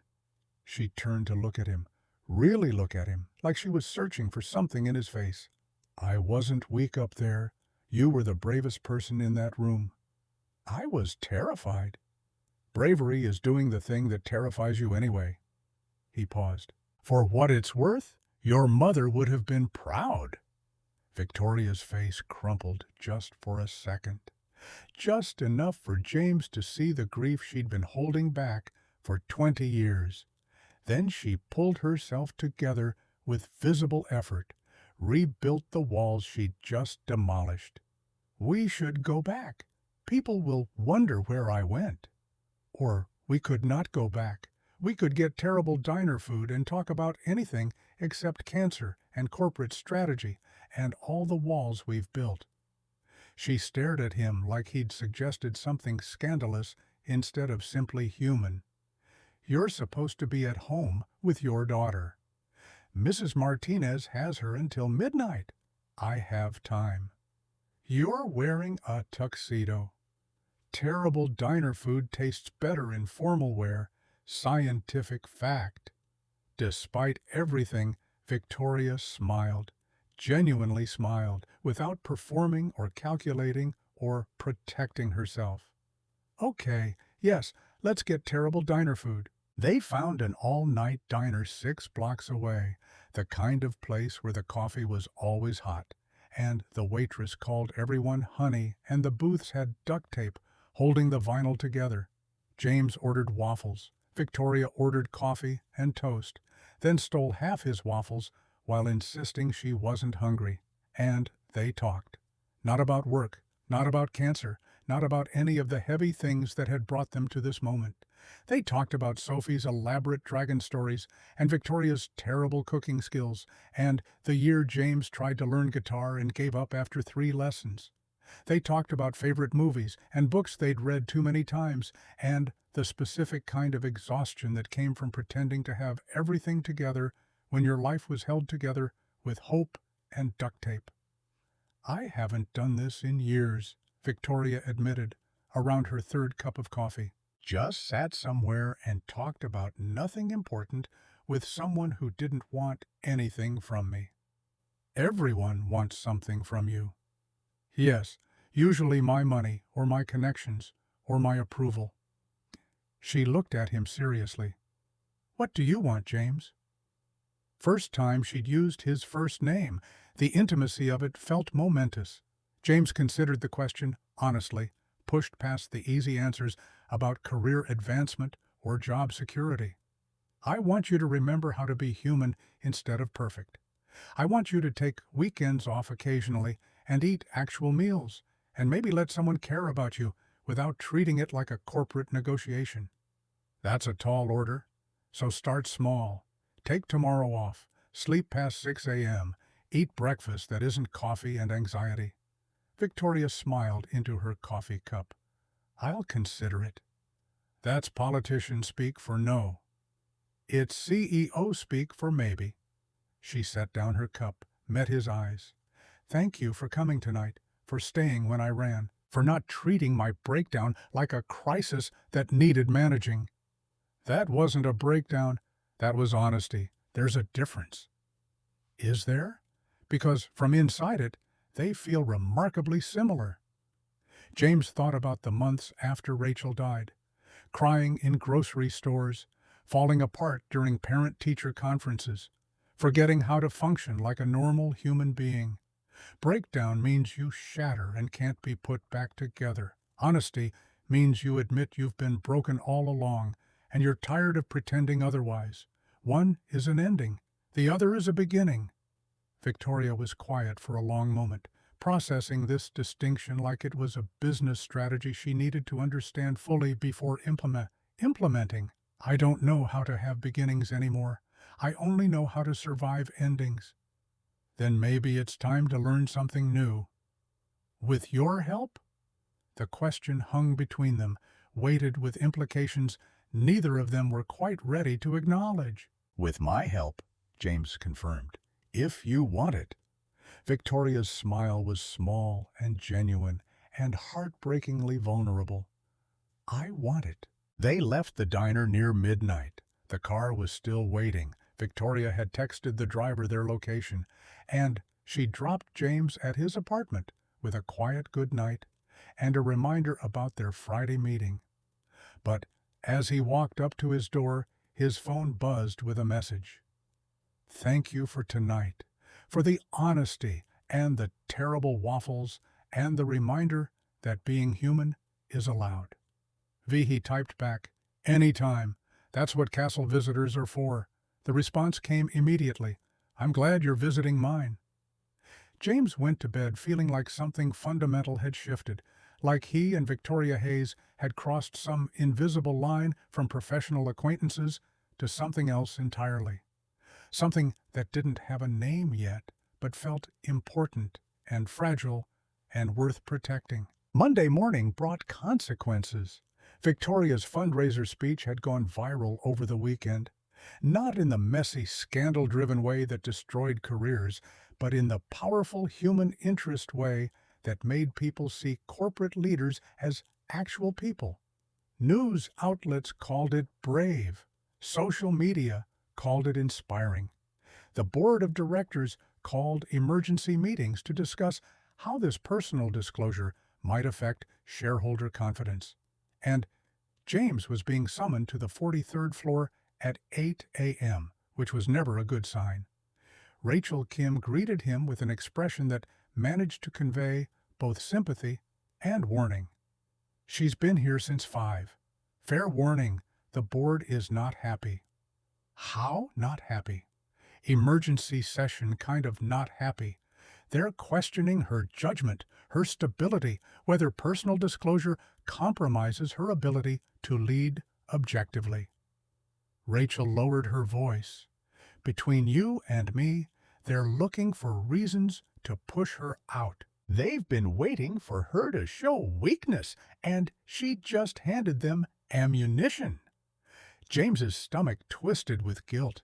He'd encouraged her to be honest, to stop performing strength, to let herself be human, and now that honesty was being weaponized against her by people who valued profit margins over humanity. "Is she okay?" Rachel's expression softened slightly. "She's Victoria Hayes. She's never okay. But she's very good at pretending otherwise. Go on in. She's expecting you." James knocked and entered to find Victoria at her desk, surrounded by printed news articles, social media analytics, and what looked like legal documents. She'd clearly been working for hours. Hair wasn't perfectly twisted. Suit jacket draped over her chair instead of worn. Shadows under her eyes that spoke to sleepless nights and mounting pressure. She looked up when he entered, and something in her expression shifted from corporate crisis mode to something more human.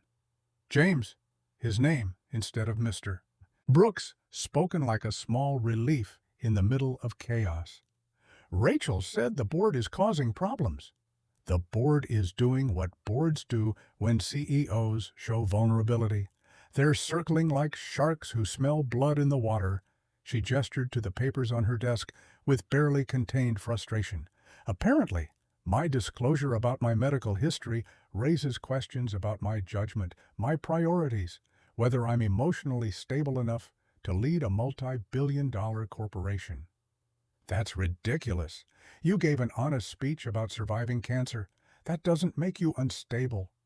"No, but it makes me human, and humans are unpredictable. They have emotions. They make decisions based on values instead of pure profit.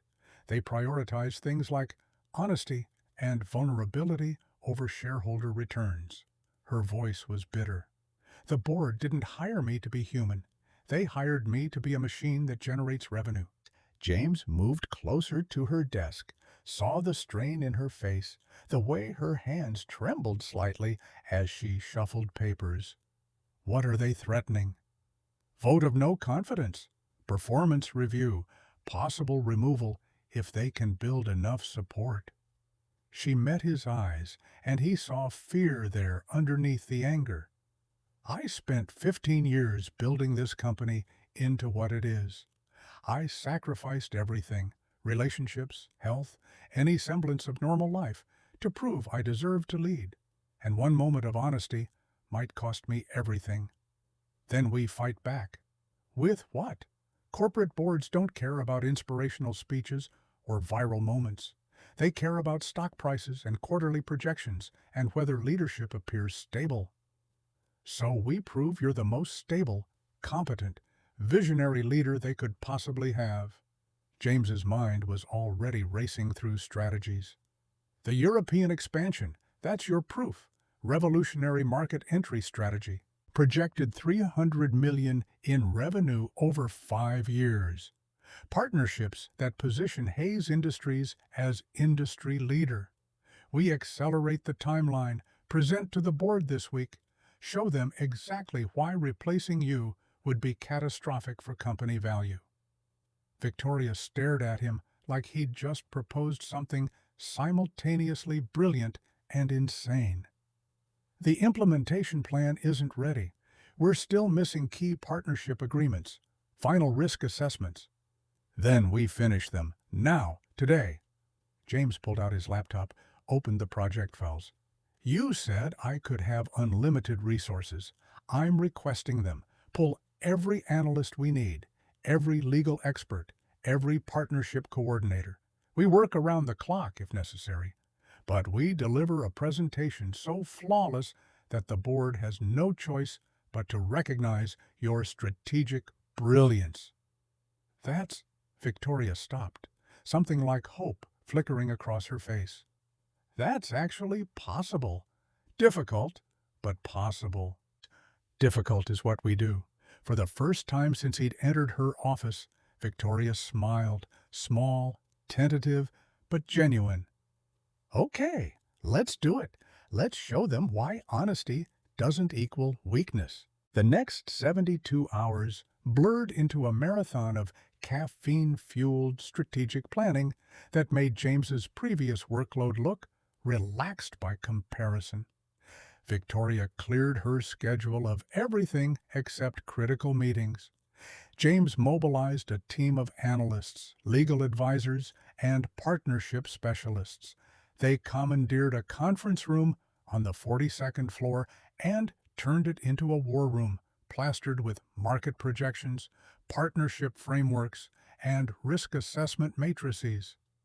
By Tuesday afternoon, the walls were covered with charts tracking German manufacturing capacity, French labor regulations, Italian logistics infrastructure. Whiteboards filled with timelines, contingency plans, competitive analysis.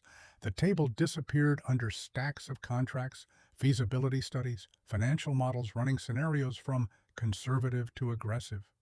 Michael appeared on day 2, looking concerned. Brooks, what the hell is happening? You've pulled half the finance department into some kind of strategic black hole. You're living in that conference room, and rumor has it, Victoria Hayes is personally overseeing whatever crisis this is. It's not a crisis, it's an opportunity. James didn't look up from the German manufacturing analysis he was reviewing. And I can't explain right now, I'm on deadline. Are you sleeping, eating, remembering you have a daughter? That made James pause. Sophie. When had he last actually spent time with her instead of just managing logistics? Mrs. Martinez had been watching her every evening. He'd been coming home after she was asleep, leaving before she woke up, running on fumes and determination and the increasingly desperate need to prove that Victoria's honesty hadn't been a mistake. I'm handling it. You look like hell, which means you're not handling it. Michael sat down across from him, lowered his voice. Whatever you're doing for Hayes, is it worth destroying yourself over? James thought about Victoria standing on that stage, stripping away her armor, about the board circling her like predators, about what it would mean if she lost everything because she dared to be human instead of perfect. Yes, it is. Michael studied him for a long moment, then sighed. Okay, just be careful. Hayes isn't the only one who matters here. You have a kid who needs her father present, not burned out. After Michael left, James sat alone in the conference room, surrounded by spreadsheets and projections, feeling the weight of competing obligations crushing down on him. He needed to be here, helping Victoria fight for her career, but he also needed to be home, being a father to Sophie. And there weren't enough hours in the day to do both things well. His phone buzzed. Text from Mrs. Martinez. Sophie is asking when Daddy's coming home. What should I tell her? James's chest tightened with guilt. He typed back, Soon. Tell her I love her and I'll make it up to her this weekend. But even as he sent it, he knew that making it up to her didn't erase the fact that he was choosing work over presence, that he was repeating exactly the pattern he'd criticized in others. The conference room door opened. Victoria entered, carrying 2 coffees from the cafe downstairs.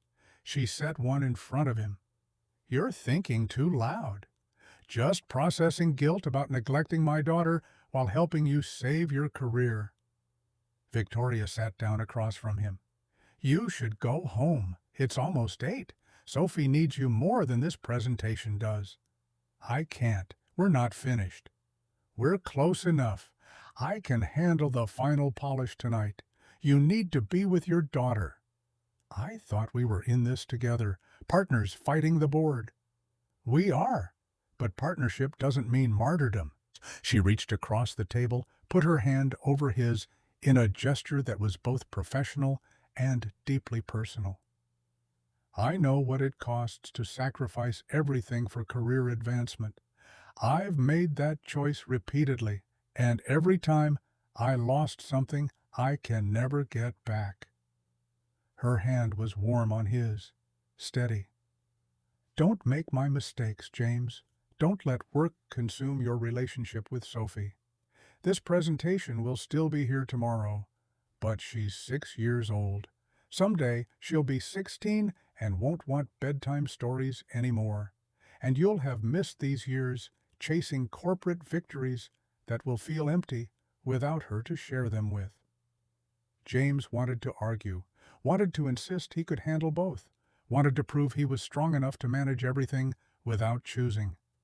But Victoria was right. Sophie was 6, and someday she wouldn't be, and he'd never get this time back. Okay, I'll go home, but I'm back here at 6 a.m. to finish this. Deal. Victoria stood, gathered some of the papers from the table. And, James, thank you for everything you're doing. I know it's not easy. Neither is being honest when everyone wants you to be perfect. We're both doing hard things. Her smile was small, but genuine. Yes, we are. James drove home through evening traffic, arrived at his apartment to find Mrs. Martinez reading to Sophie on the couch. Sophie's face lit up when she saw him, pure joy that made his chest ache with how much he'd been missing. Daddy, you're home early. It was 8:30, which wasn't early by any reasonable standard, but compared to the past week, it qualified as miraculous. James scooped her up into a hug that she returned with fierce enthusiasm. I am, and I'm all yours until bedtime. What should we do? Everything, Sophie declared. Tea party, dragon stories, the puzzle with the kittens, and ice cream. They did all of it. Well, almost all of it, because ice cream before bed was pushing it even for a guilt-ridden father.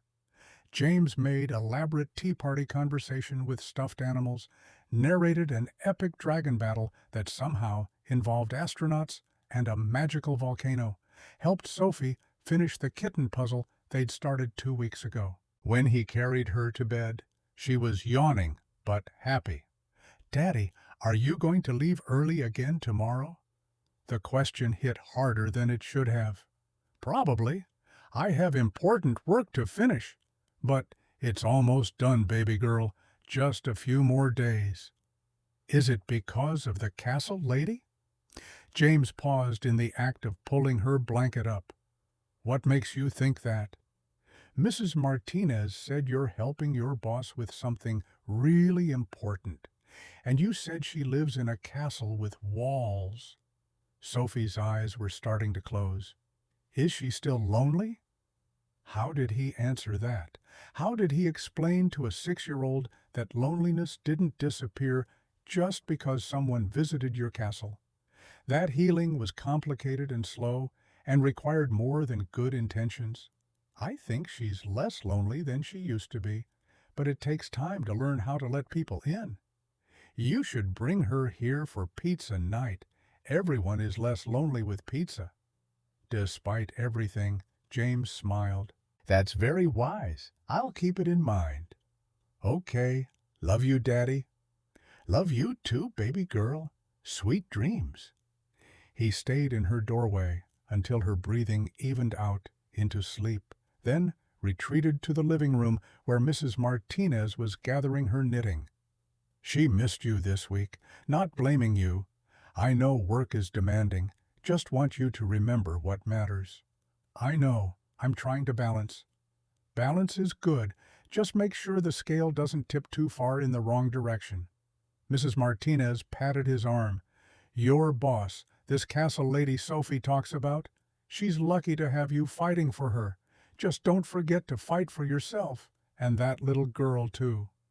After she left, James collapsed onto the couch with his laptop and reviewed the presentation materials, but his mind kept drifting back to Sophie's question, "Is she still lonely?" and his own growing realization that somewhere in the past month, Victoria Hayes had stopped being just his CEO and become something else entirely. Someone he cared about, someone whose pain he wanted to ease, someone whose honesty had cracked open something in his own carefully protected heart. That was dangerous territory. Caring about your boss, about someone with that much power over your career and your livelihood, was asking for complications he couldn't afford. And yet, he couldn't seem to stop himself from wanting to help her, from feeling genuine joy when she smiled, from lying awake at night worrying about whether the board would succeed in pushing her out. His phone buzzed with a text from Victoria. "Made good progress on final risk assessment. Timeline looks achievable. Get some sleep. Tomorrow is going to be intense." He typed back, "Same to you. No working until midnight. That's an order from your strategic advisor." The response came quickly. "Since when do strategic advisors give CEOs orders?" "Since the CEO forgot how to take care of herself." A longer pause this time. Then, "Fair point. I'll try to sleep before midnight. No promises. Progress. I'll take it. Good night, Victoria." "Good night, James." He stared at the screen for a long moment after that exchange. At the intimacy of first names and text messages, at the easy familiarity that had somehow developed between two people who'd started as professional strangers. And he wondered when exactly they'd crossed the line from colleagues to something more complicated, and whether either of them knew how to navigate what came next. Friday arrived with the weight of inevitability. The board meeting was scheduled for 2 p.m. Victoria would present the European expansion strategy, demonstrate her visionary leadership, and prove that honesty about personal struggles didn't compromise professional excellence, assuming everything went according to plan. James arrived at the office at 5:30 a.m., found Victoria already in the war room, reviewing slides for what must have been the 50th time. She looked up when he entered, shadows under her eyes, coffee cup empty beside her laptop, but her expression was focused, determined. "Couldn't sleep either?" "Slept 3 hours. That counts." She gestured to the presentation projected on the wall. "I keep finding things to refine, numbers to double-check, arguments to strengthen." "It's already flawless. You could present this in your sleep and still blow them away." "That's not the same as knowing I will." James pulled up a chair beside her. "What if this doesn't work? What if the strategy is brilliant, but the board votes you out anyway because they don't trust vulnerable leaders?" Victoria was quiet for a moment, staring at the spreadsheet on her screen. "Then they're idiots who don't deserve me, and I find somewhere better to apply my brilliance." She said it with conviction, but James heard the fear underneath. But I don't think that's going to happen. He leaned forward. This presentation is flawless. Your vision is transformative, and underneath all their posturing, the board knows that replacing you would be catastrophic for company value. You sound very confident. One of us has to be. You're too busy panicking. I don't panic. I strategically assess worst-case scenarios. That's just panic with better vocabulary. Despite the tension, Victoria smiled. Actually smiled. Point taken. James held her gaze. Victoria, listen to me. You are the most competent, visionary, strategically brilliant leader I've ever worked with. You built this company through intelligence and determination and sheer force of will. The board knows that. The shareholders know that. And tomorrow, you're going to remind them exactly why you're irreplaceable. And if my honesty still undermines their confidence, then their confidence was built on illusion anyway, and you're better off without it. He reached across the table, took her hand. You did the right thing at that fundraiser. You told the truth about survival and walls and the cost of performing perfection. That wasn't weakness. That was the bravest thing I've ever seen anyone do in a professional context. Victoria's eyes were suspiciously bright. You really believe that? I really do. She was quiet for a long moment, then stood and moved to the windows. Chicago sprawled below them, all movement and light and life happening to other people. I had coffee with my father last week. First time in 6 months. He wanted to discuss the fundraiser speech, whether I damaged my professional reputation with personal disclosure. James's hands clenched. What did you tell him? I told him that my professional reputation was built on results, not on performing in vulnerability. That I'd rather be honest and human than successful and miserable. That I'd watched him sacrifice every meaningful relationship in pursuit of corporate achievement, and I wasn't going to repeat his mistakes. Her reflection in the window showed a complicated mix of emotions. He didn't take it well. I'm sorry. Don't be. It needed to be said. I've spent 30 years trying to earn his approval by being exactly what he wanted. Perfect, untouchable, emotionally unavailable. And I finally realized that his approval isn't worth the cost. She turned to face James. You helped me realize that. You and Sophie and your terrible diner waffles and your refusal to let me hide behind corporate armor. I just encouraged you to be yourself, which is apparently revolutionary in your world. Victoria smiled, sad and genuine at once.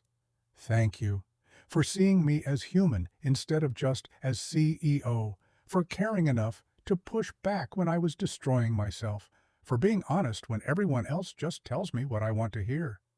You're welcome. James stood, moved closer to her at the windows.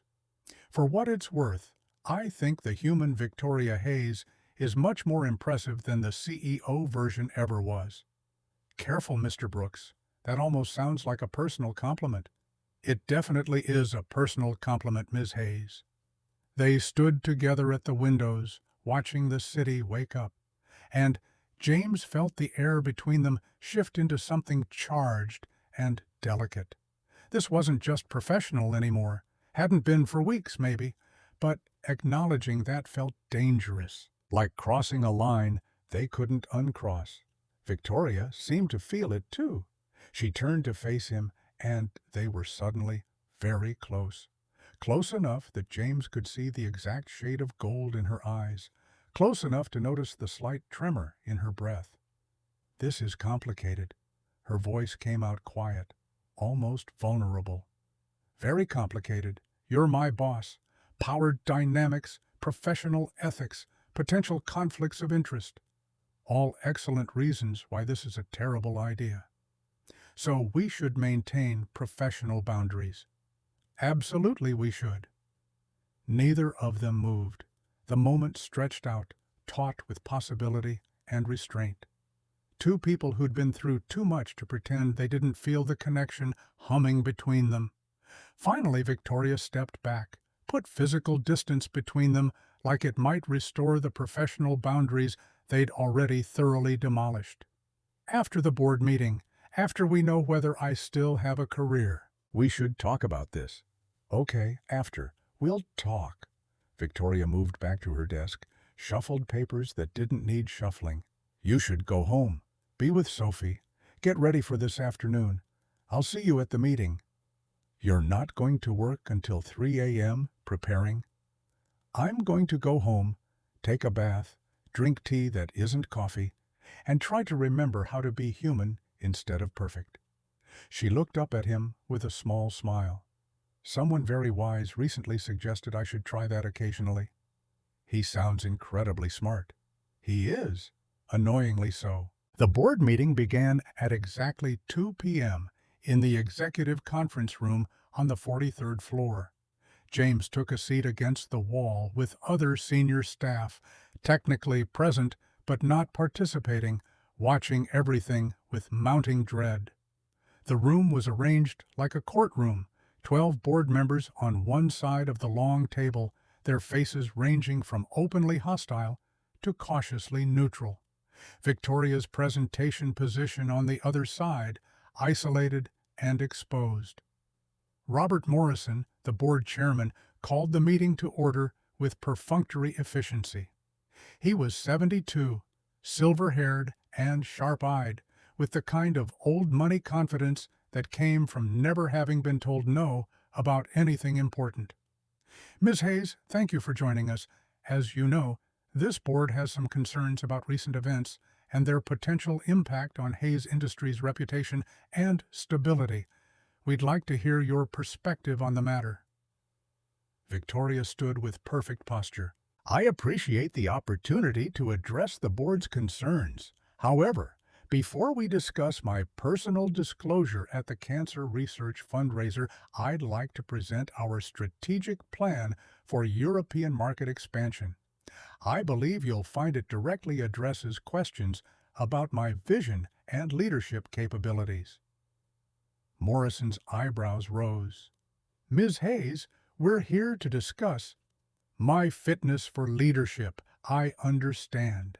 And the best way to demonstrate that fitness is to show you the results of strategic planning that will position Hayes Industries as the dominant force in European markets over the next 5 years. Unless the board would prefer to evaluate leadership based on personal medical history rather than business acumen. The challenge was unmistakable. Several board members shifted uncomfortably. Morrison's mouth tightened, but he gestured for her to proceed. Very well. You have 45 minutes. What followed was strategic brilliance that made James's chest tight with pride and something dangerously close to awe. Victoria moved through the presentation with absolute command, anticipating questions before they were asked, demonstrating not just competence, but visionary thinking that transformed market analysis into compelling narrative. She explained how the Frankfurt contract loss had actually created opportunities for better partnerships, how the European expansion would generate $300 million in revenue while establishing Hayes Industries as an innovation leader, how every risk had been assessed and mitigated with contingency plans that bordered on prescient. She was magnificent, ruthless and precise, and utterly brilliant, everything the board claimed to value in leadership. And James watched the faces around the table shift from skeptical to impressed to something approaching awe as they realized exactly what they were seeing. When Victoria finished, the room was silent for a long moment. Then Morrison cleared his throat. That's an ambitious strategy, Ms. Hayes, perhaps overly ambitious. What makes you confident these partnerships will materialize as projected? Because I've already secured preliminary agreements with 4 of the 6 key partners. Victoria pulled up documentation that James hadn't known existed. Contracts pending final approval, contingent on board authorization to proceed. We're not projecting possibilities, Mr. Morrison. We're presenting achievable targets based on existing commitments. Another board member, Patricia Morgan, who'd been openly hostile in previous meetings, leaned forward. And you developed this strategy when, exactly? In between making public disclosures about your medical history? The room temperature dropped 10 degrees. Victoria's expression went glacial. I developed this strategy over the past month with my strategic analysis team, culminating in intensive preparation this week. My ability to do my job has never been compromised by my medical history, Ms. Morgan. In fact, I'd argue that surviving cancer made me a better leader, more resilient, more focused, more capable of making difficult decisions under pressure. Or it made you emotionally volatile and prone to inappropriate personal disclosure. Patricia's smile was sharp. Your speech at the fundraiser was certainly emotional. Some might say overly so. Some might say honest. Victoria didn't flinch. I spent years pretending to be perfect because that's what this board seemed to value, but perfection is a performance, not a reality. And I'd rather lead this company as a human being who acknowledges vulnerability than as a machine who prioritizes performance over integrity. Integrity doesn't pay dividends, Ms. Hayes. James watched Victoria take a breath, center herself, then deliver the line that would define everything. No, but vision does, innovation does, strategic brilliance does.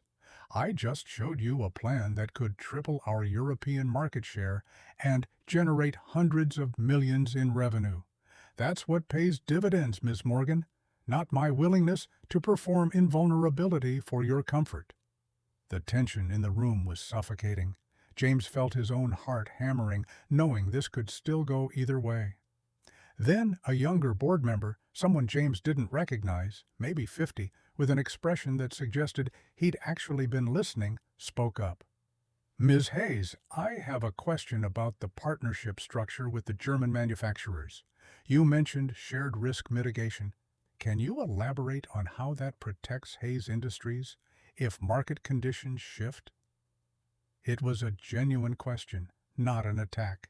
Victoria's posture relaxed fractionally as she moved into detailed explanation of risk-sharing frameworks and contingency clauses. And slowly, painfully, the meeting shifted from interrogation to actual strategic discussion.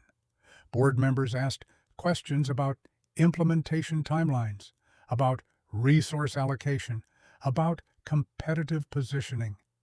Victoria answered with precision and confidence, demonstrating mastery of every detail. 2 hours later, Morrison called for a break. The board members filed out to deliberate privately, leaving Victoria and the senior staff in awkward limbo. James wanted to go to her, to tell her she'd been brilliant, to offer support, but professional boundaries kept him in his seat while Victoria stood at the windows alone and untouchable, watching the city like she was already preparing for exile. Michael leaned over to whisper, "That was either the best or worst board presentation I've ever witnessed, possibly both. She was perfect. She was honest. Whether that's the same thing as perfect depends entirely on whether the board values integrity or just wants someone who will keep performing invulnerability." The board reconvened after 30 minutes that felt like 30 years. Morrison's expression was unreadable as he called the meeting back to order. "Ms. Hayes, the board has discussed your presentation and your recent public disclosures. We have concerns about both." He paused, letting the tension build. "However, we also recognize that your strategic vision and leadership have been instrumental in Hayes Industries' success. The European expansion plan you've presented demonstrates exactly the kind of innovative thinking that positions us for long-term growth." Victoria's face remained perfectly neutral, but James saw her hands clench behind her back. That said, moving forward, we expect more careful consideration of how personal disclosures might impact corporate reputation. Transparency is valuable, but it must be balanced with professional judgment. Victoria's voice came out cold and clear.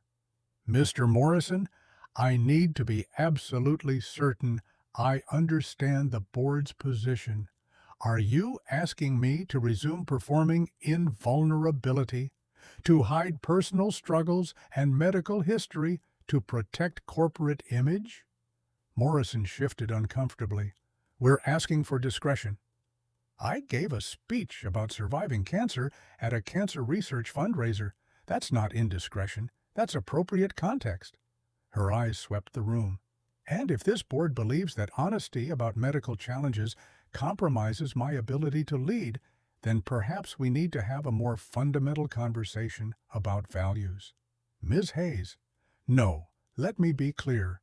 Victoria's voice carried absolute authority. I will not apologize for being honest about my survival. I will not pretend that medical challenges don't exist. I will not perform perfect health to make shareholders comfortable. What I will do is continue delivering exceptional results, innovative strategy, and transformative leadership. If that's not sufficient for this board, then we should discuss transition planning now rather than wasting everyone's time. The room went deadly silent. James's heart stopped. This was it. Victoria was calling their bluff, forcing them to choose between losing an irreplaceable CEO or accepting that humanity and leadership could coexist. Morrison looked around the table, reading faces, calculating political capital. Finally, he sighed. Ms. Hayes, no one is asking you to leave. The board recognizes your value to this organization. We're simply requesting that future personal disclosures be coordinated with communication strategy to minimize market volatility. That's acceptable. I have no intention of making regular public statements about my medical history. The fundraiser speech was a one-time response to feeling like dishonesty was consuming me. I don't anticipate repeating it. Morrison actually smiled, small and grudging, but genuine. Good. Then let's discuss next steps for the European expansion. The preliminary partnerships you've secured are impressive. We'd like to authorize moving forward with full implementation, pending legal review of final contracts. Just like that, the crisis was over. The board approved the European strategy with overwhelming support. They discussed timeline, resource allocation, quarterly checkpoints. They treated Victoria like the competent CEO she'd always been. And if some of them still looked uncomfortable with her honesty, at least they were smart enough to recognize they couldn't afford to lose her. The meeting adjourned at 6 p.m. Board members filed out, making small talk about dinner plans and weekend golf games like they hadn't just spent 4 hours deciding whether to destroy someone's career. Victoria remained at the windows until they were gone, then turned to find James still sitting against the wall. You're still here. Of course I'm still here. James stood, crossed to her. You were incredible. Brilliant and brave and absolutely perfect. I almost talked myself into getting fired. You stood up for integrity over performance. That took more courage than any corporate strategy ever could. Victoria's eyes were suspiciously bright. I couldn't have done it without you. The presentation, the strategy, the reminder that being human is allowed. All of it. You gave me permission to stop performing. You gave yourself permission. I just witnessed it. They stood in the empty conference room, and James was intensely aware that they were alone for the first time since that charged moment in her office this morning. The thing they'd agreed to talk about after the board meeting. The complicated feelings neither of them had named, but both of them felt humming in the space between them. We should talk, Victoria said, echoing his thoughts. about what happens next, about us. Us, James tested the word, found it both terrifying and right. That's a complicated pronoun in our situation. Very complicated. You work for me? Power dynamics, professional ethics, potential conflicts of interest. We covered this already. Excellent reasons why this is a terrible idea. So we should maintain professional boundaries. But Victoria said it without conviction, like she was reading lines she no longer believed. Should we? James stepped closer, close enough to see the exact way her breath caught. Because I think we crossed those boundaries weeks ago. Maybe the day I saw your scars and you decided to trust me instead of fire me. Maybe during the investigation when you protected me without question. Maybe at the fundraiser when you let me see you terrified and I stayed anyway. This could destroy both our careers if it goes wrong. Or it could be the beginning of something that actually matters. James reached for her hand, laced their fingers together. I'm not saying we rush into anything. I'm saying we stop pretending we don't feel this, that we acknowledge what's happening and figure out how to navigate it like adults. Victoria looked down at their joined hands, then back up at his face. I don't know how to do this. Relationships, vulnerability, letting someone see me as more than just the CEO. I've spent so many years building walls that I'm not sure I remember how to build bridges. Then we learned together, slowly, carefully. No pressure, no expectations except honesty. James squeezed her hand gently. You already showed me your scars, literal and metaphorical. That's the hardest part. Everything else is just details. What about Sophie? Have you thought about what it means to bring someone into her life who might not stay? The question hit hard because James had been avoiding thinking about it, had been focused on his own feelings without considering his daughter's emotional safety. Sophie had already lost one mother. Introducing her to someone who might not be permanent was a risk he'd sworn never to take. You're right. Sophie has to be the priority, which means we take this even slower than I was thinking, which means we're very, very careful about what this looks like and when she knows about it and how we protect her if things don't work out. That's responsible parenting. It's terrifying parenting. But she's already asked about you, called you the castle lady, said I should bring you for pizza night because everyone is less lonely with pizza. Victoria laughed, surprised and delighted. She sounds exactly like you described, wise and creative and absolutely certain about her opinions. She's the best thing I ever did, right? Which is why I need to be sure about this before we go any further. I need to know that you're ready for what it means to be part of our life, that you understand it's not just me you'd be choosing. It's a package deal with a 6-year-old who has strong opinions about dragons and hates wearing socks and still cries sometimes about the mother she barely remembers. I would never want to replace Rachel. I know, but Sophie might not understand that distinction. She might attach to you and then be devastated if we don't work out. I can't. James's throat tightened. I can't let her be hurt like that. Not again. Victoria pulled her hand free from his. And, for a terrible moment, James thought she was ending this before it started. But instead, she framed his face with both hands, gentle and deliberate. Then we do this right. We take it slow. We keep it private until we're sure this is real and sustainable. We protect Sophie above everything else, including our own feelings, and we promise each other absolute honesty. If either of us has doubts, if this stops working, we communicate immediately instead of letting it fester. That sounds reasonable and terrifying. Most good things are. Victoria smiled, small and genuine. I'm not promising this will be easy. I'm not even promising it will work, but I'm promising to try, to show up, to be honest, to choose presence over perfection if you're willing to be patient with me while I figure out how.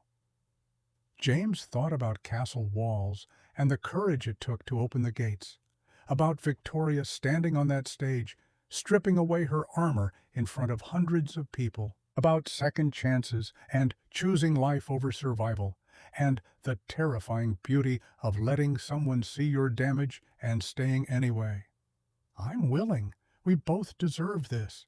The chance to choose something real instead of just functional. The possibility of connection that doesn't require performance. Then let's try. Victoria leaned forward, rested her forehead against his.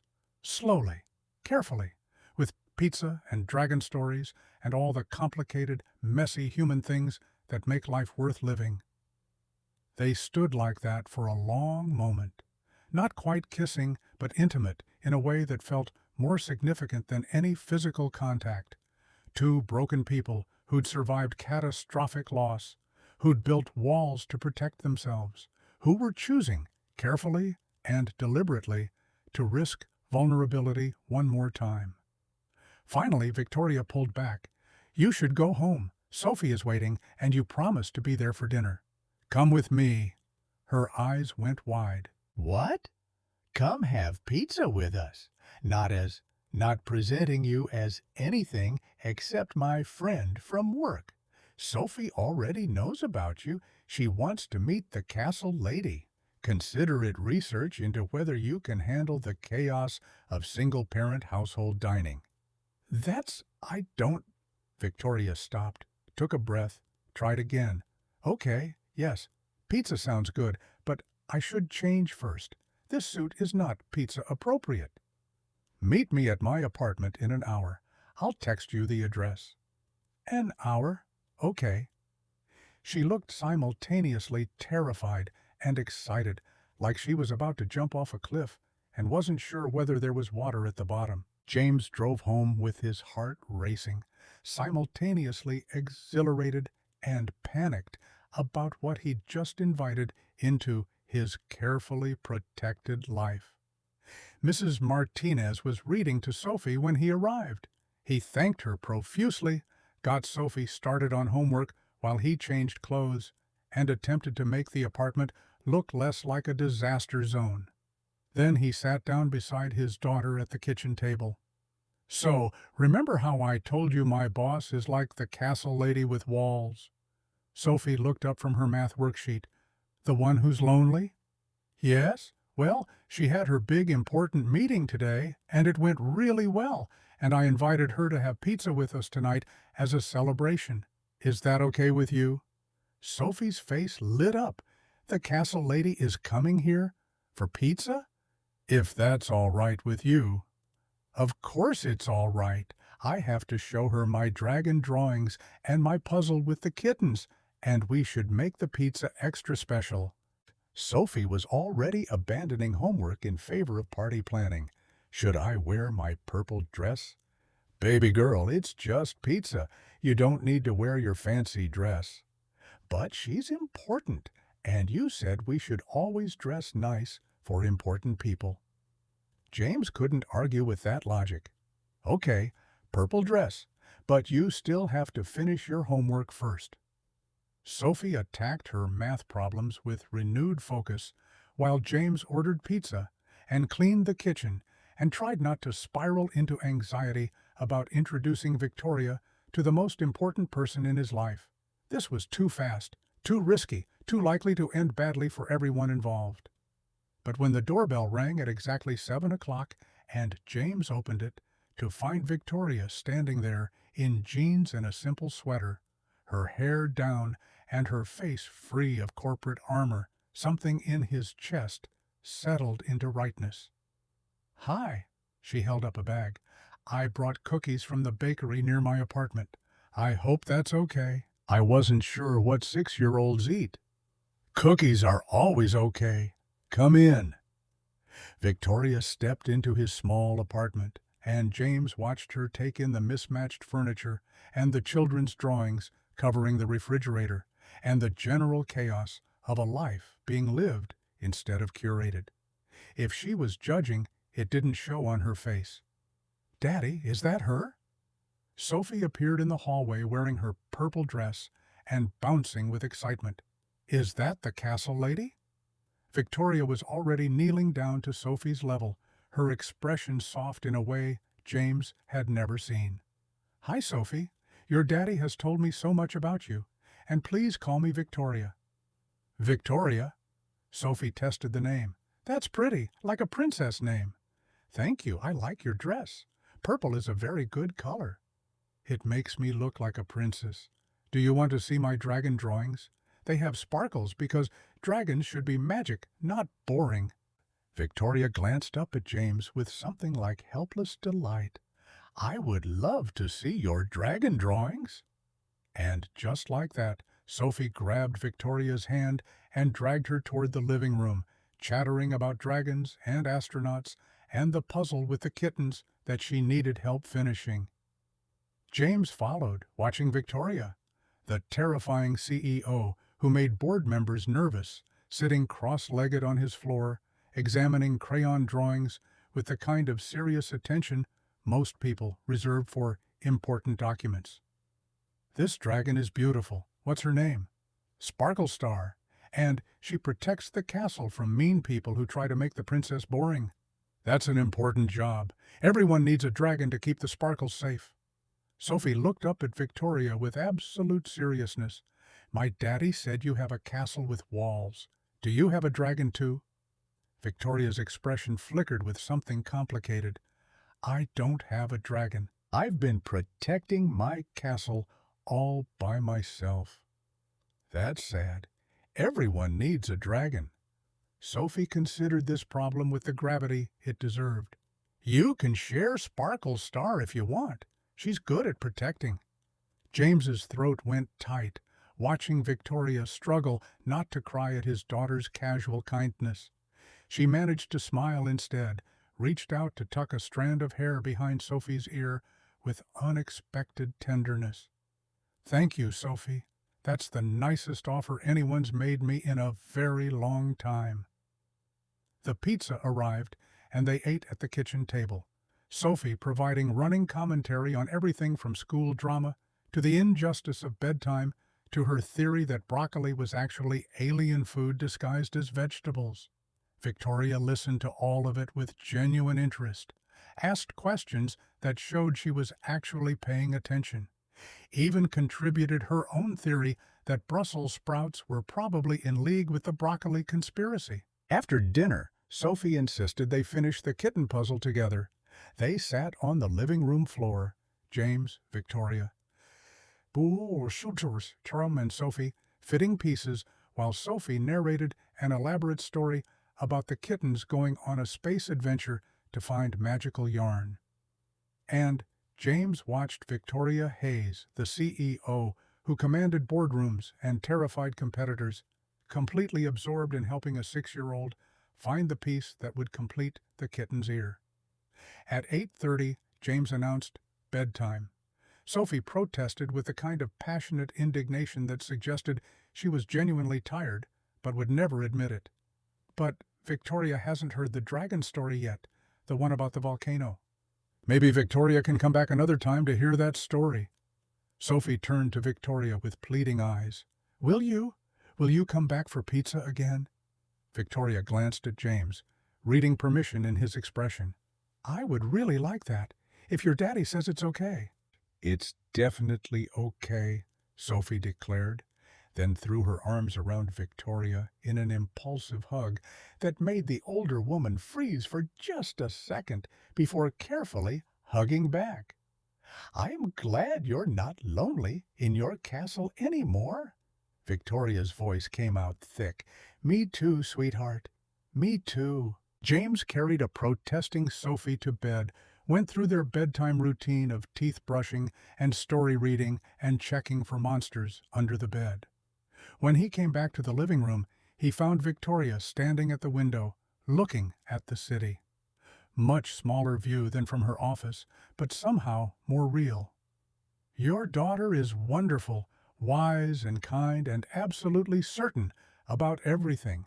You're doing an amazing job with her. Some days it feels like I'm barely holding it together." "That's parenting.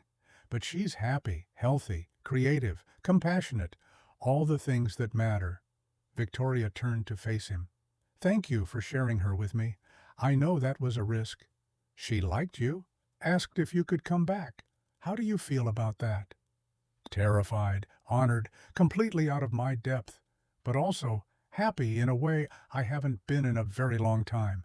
Tonight was real, not performance, not corporate strategy, just people being human together. I'd forgotten what that felt like. So you'll come back? For more pizza and dragon stories and kitten puzzles? If you'll have me. If we can figure out how to navigate this without hurting anyone, especially Sophie. We'll figure it out. James took her hand, laced their fingers together, slowly, carefully, with honesty and patience, and the understanding that some days we'll get it wrong and have to try again. That sounds sustainable. It sounds terrifying. Most good things are. James echoed her earlier words, then leaned forward and kissed her. Soft, brief, full of promise. Victoria smiled against his lips, then pulled back. I should go. It's late, and you have work tomorrow. So do you. Although maybe take the day off. Revolutionary concept, I know. I'll consider it. She moved toward the door, then paused. James, when I was sitting on your floor doing that puzzle with Sophie, I realized something. I've spent 15 years building a corporate empire. It's impressive and successful and completely hollow.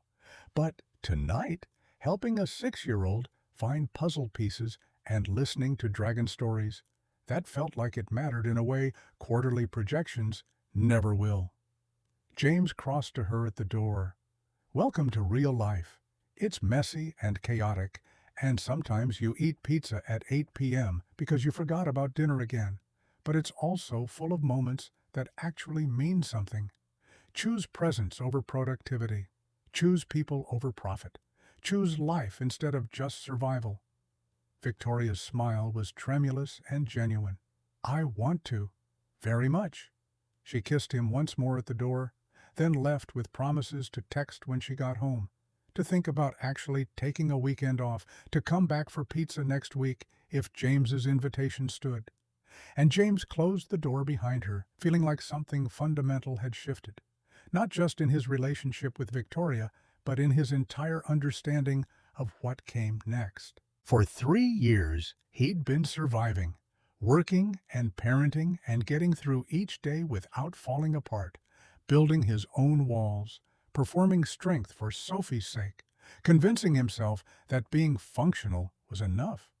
But tonight, watching Victoria with his daughter, seeing her choose vulnerability over perfection, he'd remembered what it felt like to actually live instead of just endure, to connect with someone who understood loss and walls, and the terrifying courage it took to risk opening yourself up again. His phone buzzed with a text. Home safe. Thank you for tonight, for trusting me with Sophie, for the pizza and the dragons and the reminder that castles are less lonely with visitors. Sleep well. V. James typed back, thank you for visiting, for being honest with my daughter and with me, for choosing to try. Sweet dreams, Castle Lady. The response came with a heart emoji that felt momentous, coming from someone as controlled as Victoria Hayes. Sweet dreams, Dragon Protector. Outside his window, Chicago glittered with possibility, and James fell asleep, thinking that maybe, just maybe, survival and living didn't have to be mutually exclusive.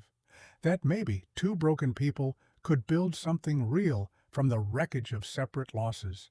That maybe choosing life over mere survival was the bravest thing either of them could do.